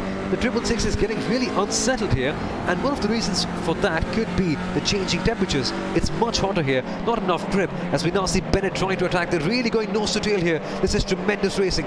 Bennett trying to make a move down the inside, but Puric is blocking it off once again. Justin, who's going to get on top of this battle here? Well, it's going to come down really, I think, to what the drivers do here, because if there's one mistake, that opens up the door for a lot of these drivers still within 4 or 6 cars, plus me, have a chance for this position, pardon me, there, as Podium still pulls away a little bit. I think Podium is defending really well even with the lack of grip. It's just Bennett, you can tell, is faster. Exactly, and it's one thing to close up to one car, and it's completely a different thing to pass the other guy. And Podium, his driving is a complete embodiment of that statement. He's been tremendous so far, and it's just not giving him any room at all. So that is some fantastic driving by Podium. What's interesting is we now have another visitor in the party. Yeah, you can see some of the invitations being given out for the positions right now. Hagstrom has just joined the back end of the train. Also in that grouping, Kelly, Lane, as mentioned, Jock Show right behind Bennett. Podium is also in this train. This is all while, despite the fighting, they're gaining still on the 81 of Romner still to make it a more interesting fight to get into the top 10. Absolutely. Romner, I mean, he was having just a very quiet race so far. I mean, he was just able to survive, and looking at all the chaos back there, he would have been smiling inside his helmet. Now though, now that all these cars are getting the pace and turning up the notch, it's going to be really hard for him to maintain position, especially considering that there's a long time left in this race. So the pressure is well and truly on Romner, isn't it? Yeah, very much so. A lot of drama here, and you can see there is also another train of drivers that have been grouped together now. This is third on back. Roy lost about 5 seconds to the race leader. However, chance for the podium still in the line. Riley Thompson, he was involved in an incident in race 1, recovered to a top 10, leads the group. Baverde, Crum, and Wolf are all inside this train, and all these drivers are very content, it looks like, to stay inside the choo-choo train.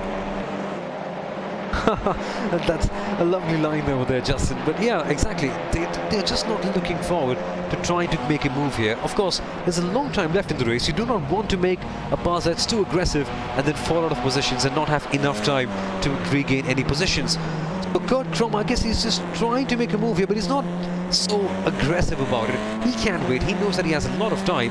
And this is so satisfying to see. All these 4 cars just in the same train and just doing exactly the same thing as each other.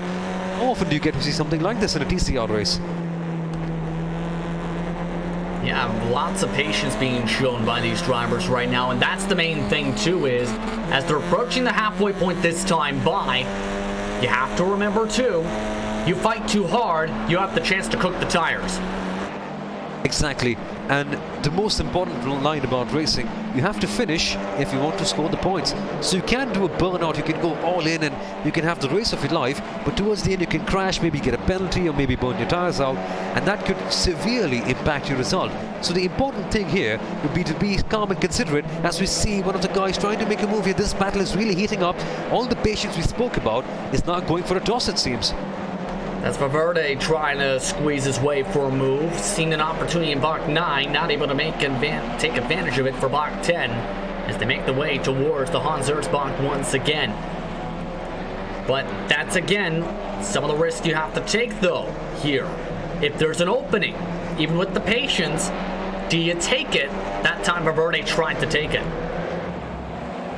Exactly, and this is something that the drivers really must be looking forward to and really must be thinking about, because at times, I mean, Ayrton Senna once said, if you no longer go for a gap that exists, you're no longer a racing driver. But that said, you also need to be considerate about how things go about. If you just go out a little bit too hard, if you go out just a little bit too aggressive, you could end up compromising your race. And considering the positions in which these guys are, you desperately do not want to do that. The stakes are really, really high here. And remember, there is a drop we factored in after today's round for some of these competitors, so that has the chance as well to be a factor in the standings for some of these competitors that are looking for valuable points. No one able to make a move once again in this train, as we've seen one of the best passing zones, the run from turn 9 up to turn 10 throughout this event.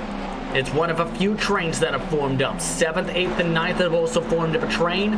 10th, 11th, 12th on back have also formed a train. Let's follow on board with Valverde, and we've seen how much he's wanted to try and pass Thompson. Thompson last time got rear-ended at this portion of race 1 in the cooler temps. Will Valverde try and send it again? Thought about it. Still trying it. The side by side. To the quarter panel, yes indeed. Thompson able to defend once again though. Valverde able to defend once more. Up aboard the TCR train, choo-choo. This is going to be so exciting. The kind of battles that these guys are producing, well, it's one for the ages, you could say. TCRs, they never fail to deliver. I think this is one opportunity for a move here. Did Valverde try to send it in? I think it certainly looked like it, but Thompson was quick to block the line off and prevent losing a position. These four guys have been absolutely relentless. It's the battle for third place. It's the final place on the podium, and it is quite a prestigious spot. Well, how will this unfold? We've got, I think, 11 more laps to answer this question. Yes, they're coming to 11 to go. Lots of these competitors right now as they come down the straightaways, and still no one able to make any type of move. Wolf currently falling on the back end of this in one of the Grizzly TFR Pro machines.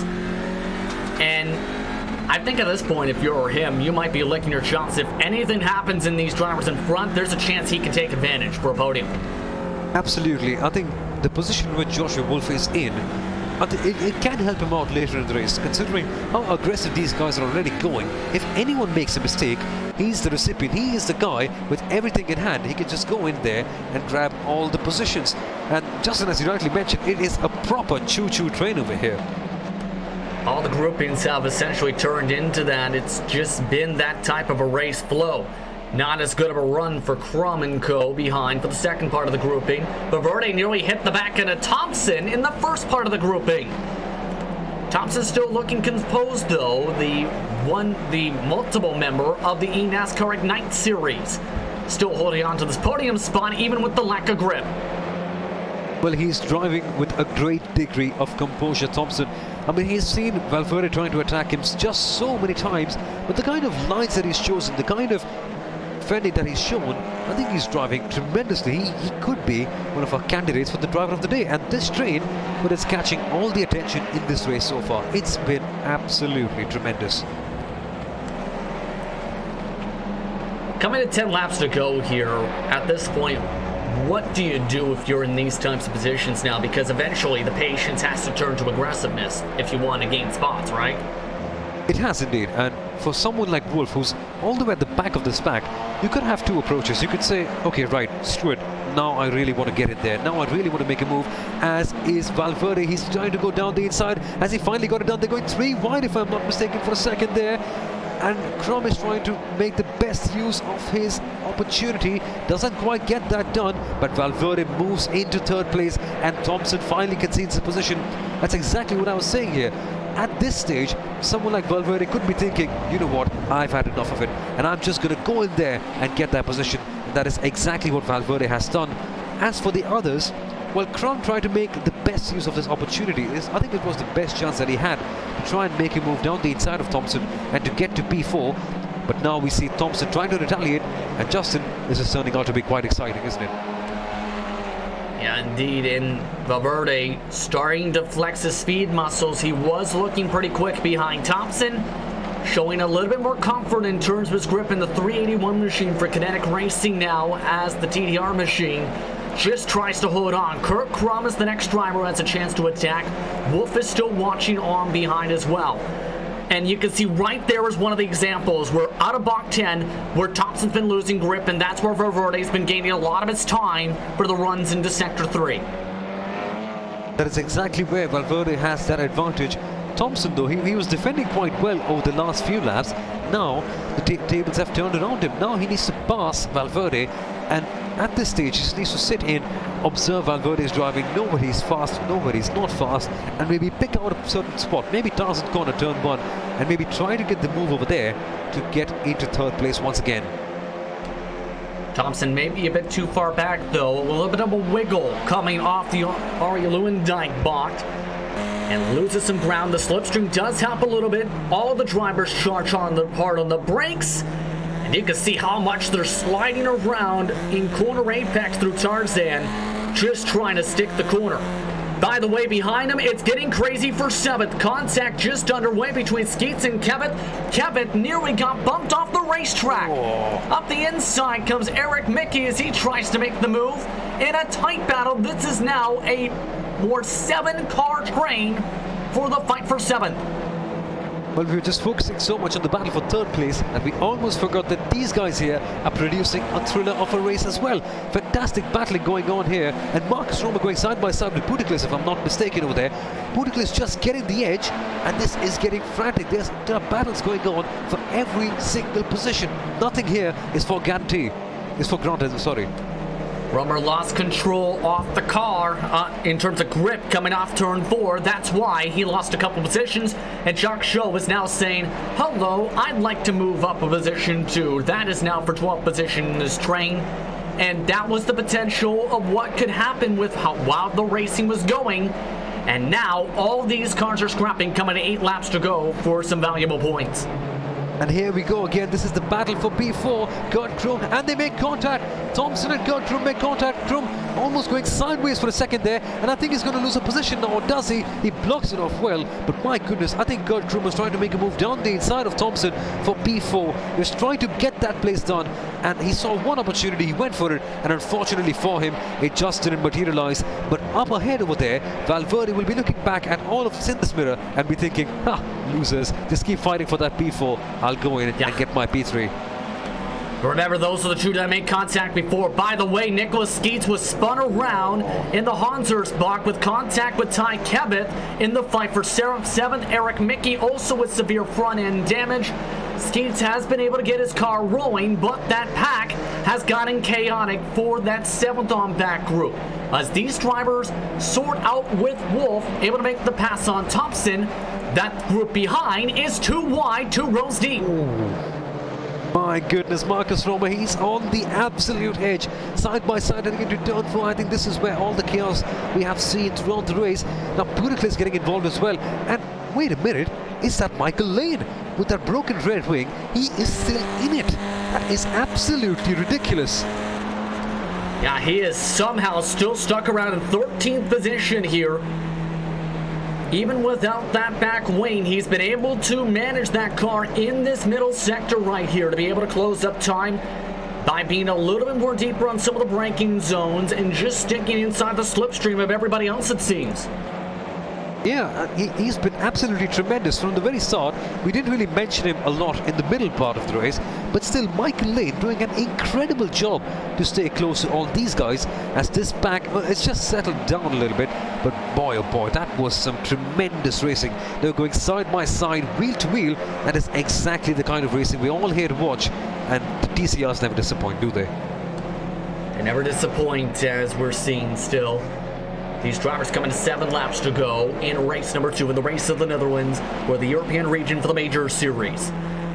Bold move coming from Kevin. He tries to take a peek underneath Romner, but not able to get anything. Actually kicks up a little bit of sand to touch of in the 222 machine. A little bit too far back to try and make the move quite yet, but he has had drivers try and make moves on him all race long in that Black Eagle Racing machine. Indeed, Ty Kevitt, he's had a very, very tough race so far, but he's trying to get that redeemed in by trying to attack Chroma up ahead. However, he needs to be cautious of the fact that Budaklis is right there on his tail. One mistake, and it could all be going down here for him. Yeah, I can't afford any mistake right now if you're Ty Kevitt. Boy, +1 compared to a major amount of gain positions in the last race. Absolutely, absolutely. I think the stakes here in this race and the level of competition are all incredibly high. As we ride on board with Ty Kevitt, Healy eyes, you could say, pretty much. He is just in the heat of it, and it's a very tricky situation. Justin, how do you manage something like this when you have to attack to gain positions, but at the same time you also have to be cautious about defending as well? Well, that's the balance when it comes to racing, regardless if it's virtual or real world, though. You have to think about here, or Samuel, where you have to be very cautious when it comes to the moves in front, but you also have to be keeping an eye on what's going on behind you in your rear view mirror. You bet you that 222 is keeping an eye on the back mirror with what's going on behind him, with Budaklis wanting back in the top 10. Indeed, and he has to, because Budaklis has been such a force throughout this race. He's primarily been very good at defending, but he can attack as well when the time arrives. And if I'm not mistaken, that's Michael Lane trying to make a move back there. Yeah, in 12th position you're talking about, just in the backdrop you've seen for a moment there. Jock Show had a bad run coming through Kumo and towards the Arjen Lewandijk block, and nearly Lane had a chance to make a dive. However, Lane had to check up, lost a lot of momentum, and you can see how much car length he lost. He was on the back bumper coming to the final corner. At the start of the straightaway, lost 2 car lengths by the end of it. Absolutely, and this is all getting spicy and hot over here.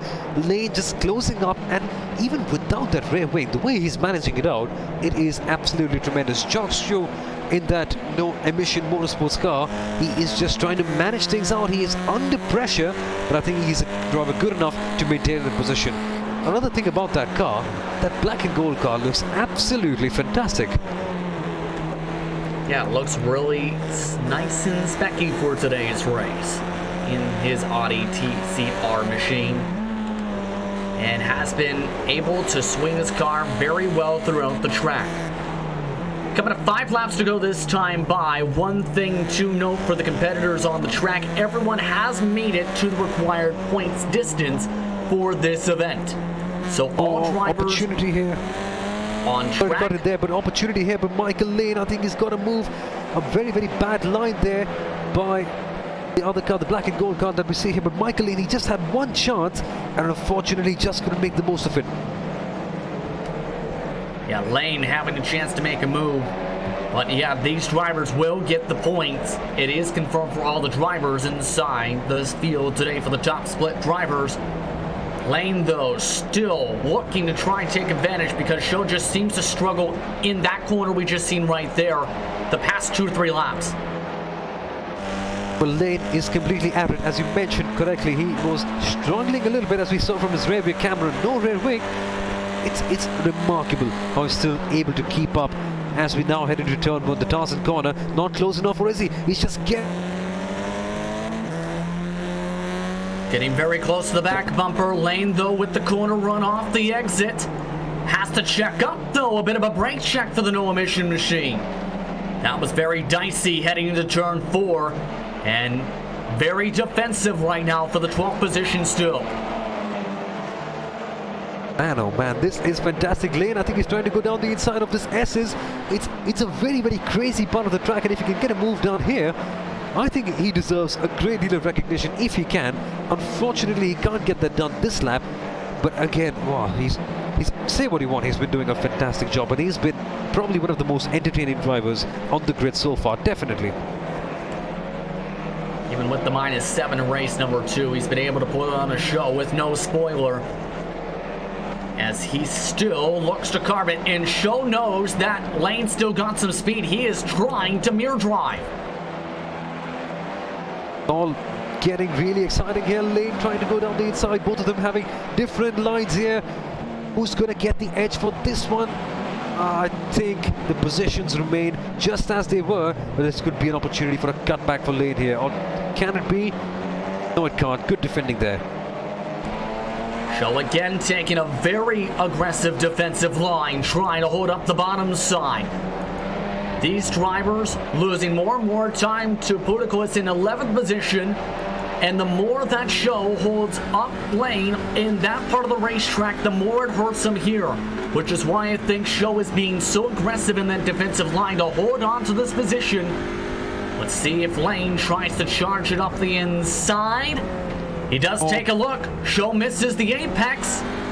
Show with a run off the outside. Lane just can't get side by side quite yet. Bad line there for Show. He just missed the apex, as you correctly pointed out. That could have been a good opportunity for Lane. Unfortunately for him though, he just couldn't capitalize on that, as we just have only a handful laps left now. This is gonna get really exciting now here. Lane again still keeping up the pressure. Approaching parts of the racetrack where he's been able to pick up speed on Show for the 12th position.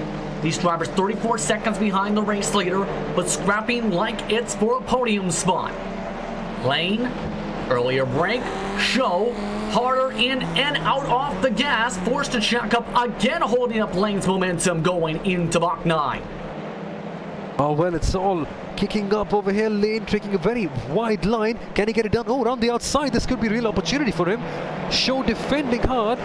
And Lane, for a second, I just thought that he could be getting an opportunity around the outside over there. That would have been a very audacious move. Unfortunately for him, though, that hasn't really worked out. But this could be an opportunity again, going down the inside. Show blocks the line. They're side by side, and they're almost about to touch.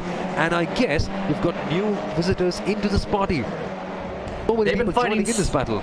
Yeah, they've been fighting so hard that Mike Kelly, along with Mikael Hagstrom and Richie Hearn, have all moved their way into this fight.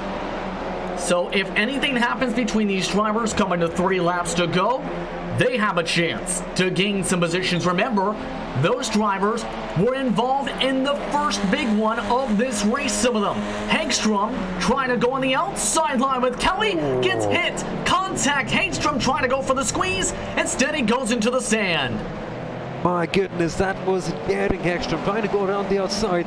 Just didn't work out there. And you just get an idea of how tight the margins are at Zandvoort. One tiny mistake and you don't have the liberty of a big runoff area.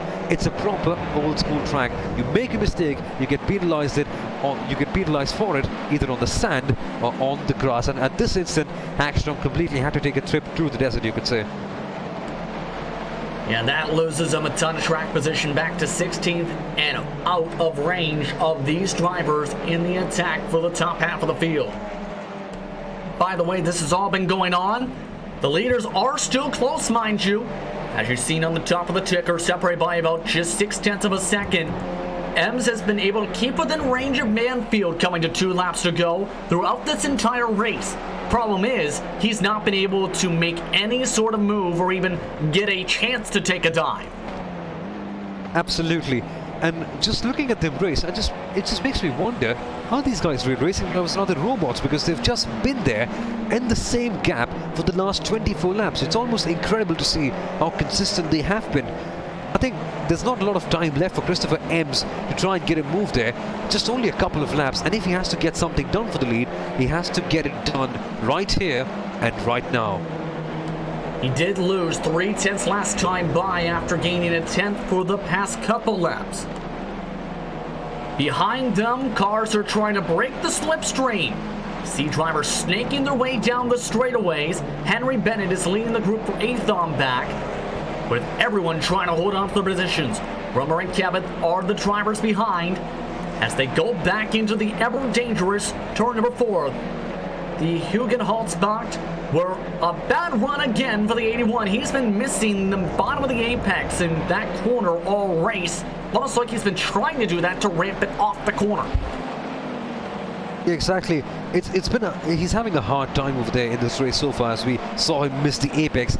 Now it could be a real pressure situation for him with so many cars right behind him. This is going to be a good battle, and we see another car miss the apex right there once again. So one of the reasons for that could be that since the temperatures are much hotter this time out, you don't really have as much grip on the tires, so you can see a lot of cars slithering around and sliding about a little bit in comparison to the last race, and that ideally should make the racing more exciting. But that said, we have just one more lap left, and so far it's been a very, very hectic race. I guess the full form of TCR is probably truly chaotic racing. They just deliver all the time. White flag now being given to the race leaders at the moment. Ross Banfield down the front straightaway. The rest of the drivers making their way to that white flag. On a lawn with the 81 machine. And this is again the run up towards the best passing zone all track, all race today. Tarzan, who will try and send it, coming in swinging. Rummer trying to get the run. Bennett again trying to break up the slipstream. Here comes Rummer. He goes to the right side, cuts to the left. Will he try and make the outside line work? Nearly making contact, forced to check up as Bennett comes across the line to block.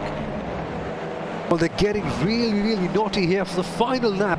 The stakes are high, and this is pretty much the last few opportunities that they have. Roma loses out on a position, I guess.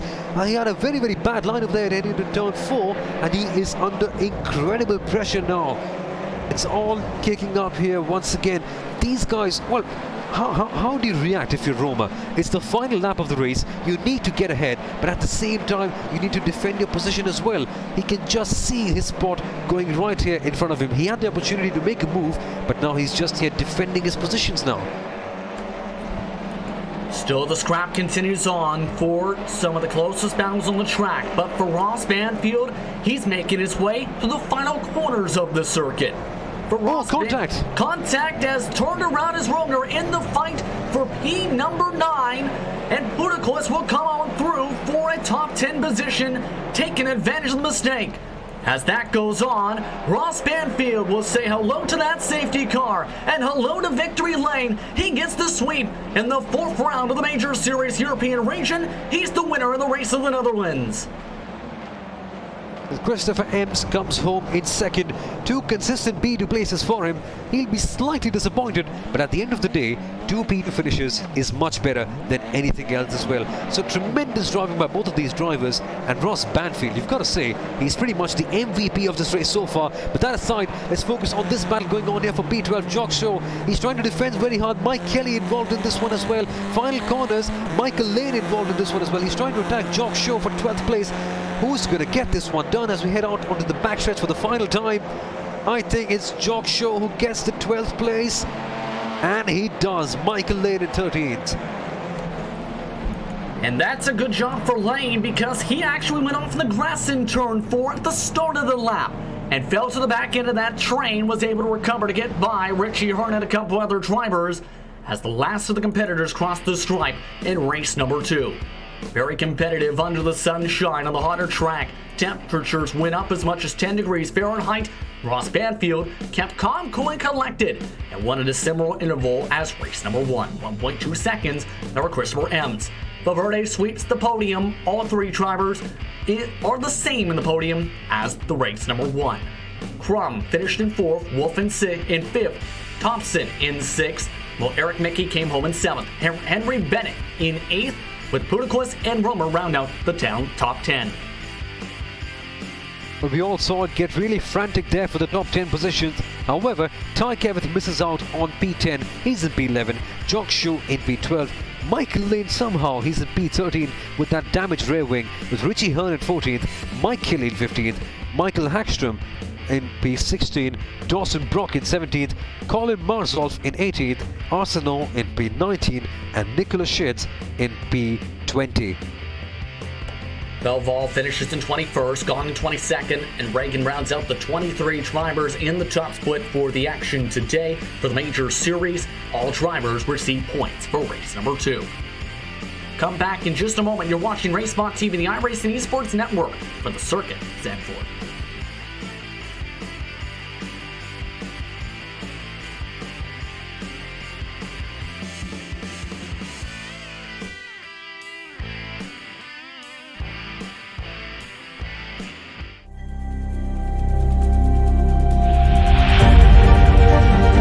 Coming up to the line, being chased, and it was Braden Johnson. Unbelievable finish. It was 1/1000th of a second between them. Green flag in the air. We are racing in the 2020 24 Hours of Daytona. They go door to door for the feature race lead here on the last lap of the race. Side for the race lead in the final corner at Homestead. Down the back straightaway, 3 wide again for the race lead. This is unbelievable stuff here tonight. Aloma is going to have to be very deep on the brakes, and he is very deep on the brakes. It's side by side through the corner. This is for the win.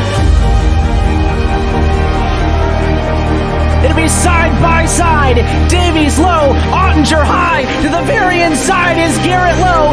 4 wide at the stripe.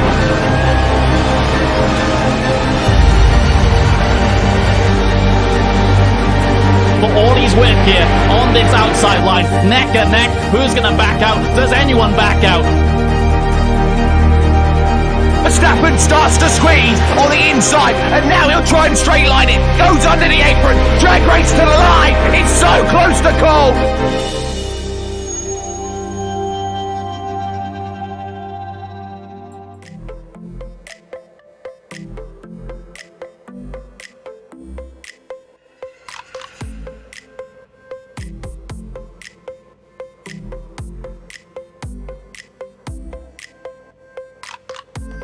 Welcome back, everyone, to Zandvoort for post-race coverage of the Major Series European Regions Circuit of the Race of the Netherlands. Here for today's action on RaceSpot TV, the iRacing Esports Network. Justin Prince with you, alongside Samuel Aurora, Hugo Ruiz in the director's seat. Ross Banfield gets the full race sweep in today's action. Max points day for the Unorthodox Motorsports machine, and 2 kinetic drivers sweep podium spots 2 and 3 in both races. Christopher Emson and Yolva Verde having some strong runs. Before we get to Ross Banfield, your thoughts on today's action, Samuel, and what was some great action? It just can't get better. I just came into this race at the very last moment. I was just thinking about having a boring Sunday night, pretty much, and coming into this race and just seeing the kind of battles that we had over here, the kind of racing, it was just fantastic. And I think they should just rename the TCRs. They should just call it the Truly Chaotic Racing Series, pretty much. They were epic. Here's a look at that fight we've seen between Romer and Kevin, and this is how dicey it got. This was for the 9th position, mind you. And you can tell how the aggression levels picked up for that final lap for this spot. Exactly, they were going completely hammer and tongs, and Roma got just spun around over there. So, and Pudiclis just came in around and just got that top 10 position. So it was all getting really hot up there in the last lap. As we rightly mentioned, a race to final lap, the aggression really does rise at that point of time. And that's how Pudiclis was able to go from 11th to 9th in the span of 1 lap. The man again who swept the races today, Ross Banfield. See if we can get a word with him, as we'll see if we can get him on from victory lane in what was some eventful action today. Ross, do you have a copy, sir? Here's that we might not have Ross, unfortunately, quite yet here. Ross Banfield, again, let's try this one more time. Do you have a copy?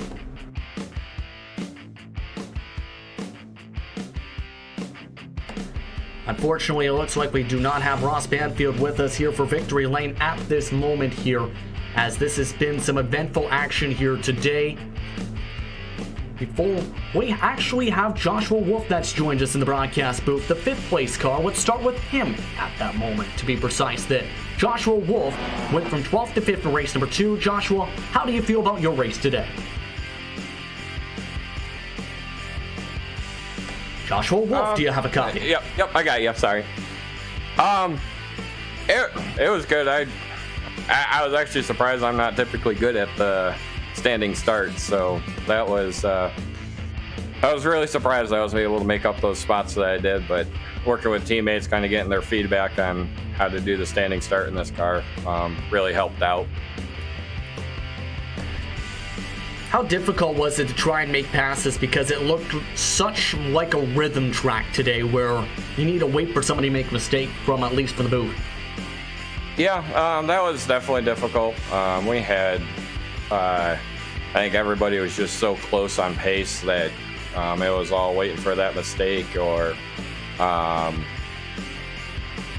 just trying to capitalize on maybe just that little bit of inch. Like we had a late in that race, running behind one of those cars in our little pack, and once somebody made a move and got them there, it's like everybody's driving in deeper, trying to fill the hole so that they don't get caught behind them. So it's definitely, it seemed more like a one groove racetrack, just because of the pace of everybody.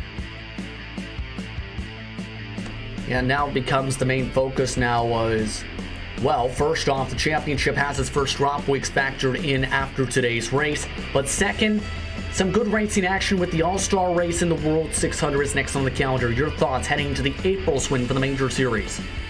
April's going to be kind of a busy month, so we're hoping to get started here quick, because especially myself, that 600 week for the next round is going to be very busy for me. But All-Star weekend, definitely, I think we'll put on a great show.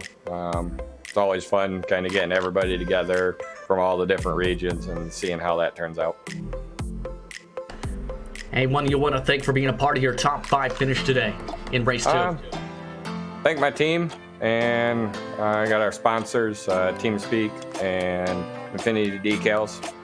All the guys kind of working this week. Trevor, Travis, Cordell, we all kind of pitched in and worked on the setup. Dawson gave in some input too, so definitely helped get our pace up kind of late in this week. Congratulations on the good points haul today. Congratulations for the whole effort for your whole team. Thank you. That's Joshua Wolf coming home in 5th in race number 2. But the man that is standing in victory lane is the man who dominated in both races. Let's go in standby with Ross Banfield. Samil is with him in victory lane. Samil? Well, Ross Banfield here with me. Ross, well, man, that was a tremendous drive. Firstly, congratulations on both the wins. How did you do that? Thank you. I just want to make sure you guys can hear me correct. Yep, all good? Yes. Alright, yeah, so it was mainly focused on tire strategy. And also, these cars, it's pretty hard to pass someone, so what I was doing is I was just making sure to brake early when he was far enough away that I knew he couldn't dive, and then I'd focus on the exits and conserve tires, and it seemed to pay off towards the end. He looked like he was falling off a bit, especially in the hotter track temps.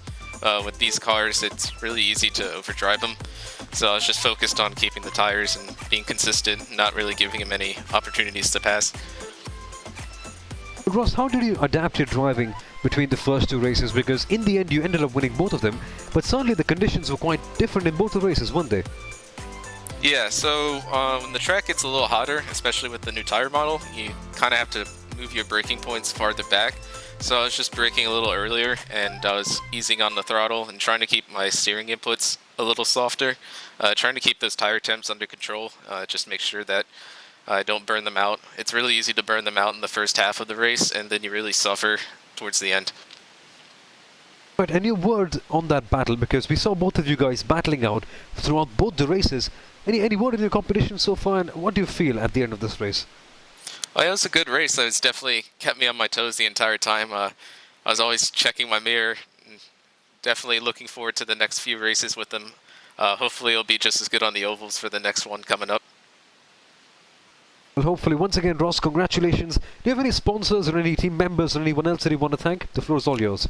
Yeah, I'd like to thank the UDocs racing team. They really put in a lot of work in this setup and the practices we had.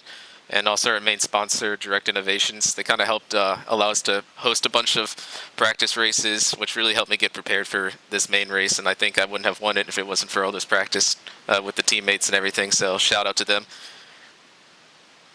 Well, awesome. Thank you so much, Ross. Once again, congratulations and have a good next round. Thanks. That, ladies and gentlemen, was Ross Banfield. Over to you, Justin. Thank you very much. I'd like to thank him along with Josh Wolf for joining us in the broadcast booth for post-race coverage. But very quickly, your final thoughts after seeing today's round. Oh, well, just can't get better. Just can't get better. The kind of racing we saw, the kind of drama, the kind of action, the speed at which these cars were racing, I think it's the perfect race that you want to have for any Sunday afternoon or evening, depending on where you live. Just tremendous racing at the Zandvoort circuit. And the next, as we just take a look at the calendar, the next round is at the World 600 with the NASCAR Gen 6. So this should be a really, really interesting series so far that we're going to have here. Indeed, and don't forget there's the Indy 500 in May. June, Le Mans is on the circuit. Then Indy cars again at Road America before they start to swing towards the road courses and the dirt tracks for the summer months. So eventful racing today for the European region for the Major Series. I'd like to thank you for tuning in here on RaceSpot TV and the iRacing Esports Network. For Sawmill, Aurora, for Hugo Ruiz, I'm Justin Prince saying so long. Thank you very much for tuning in for the Race of the Netherlands. Congratulations to Ross Banfield, who gets the sweep in both races today at this beautiful circuit.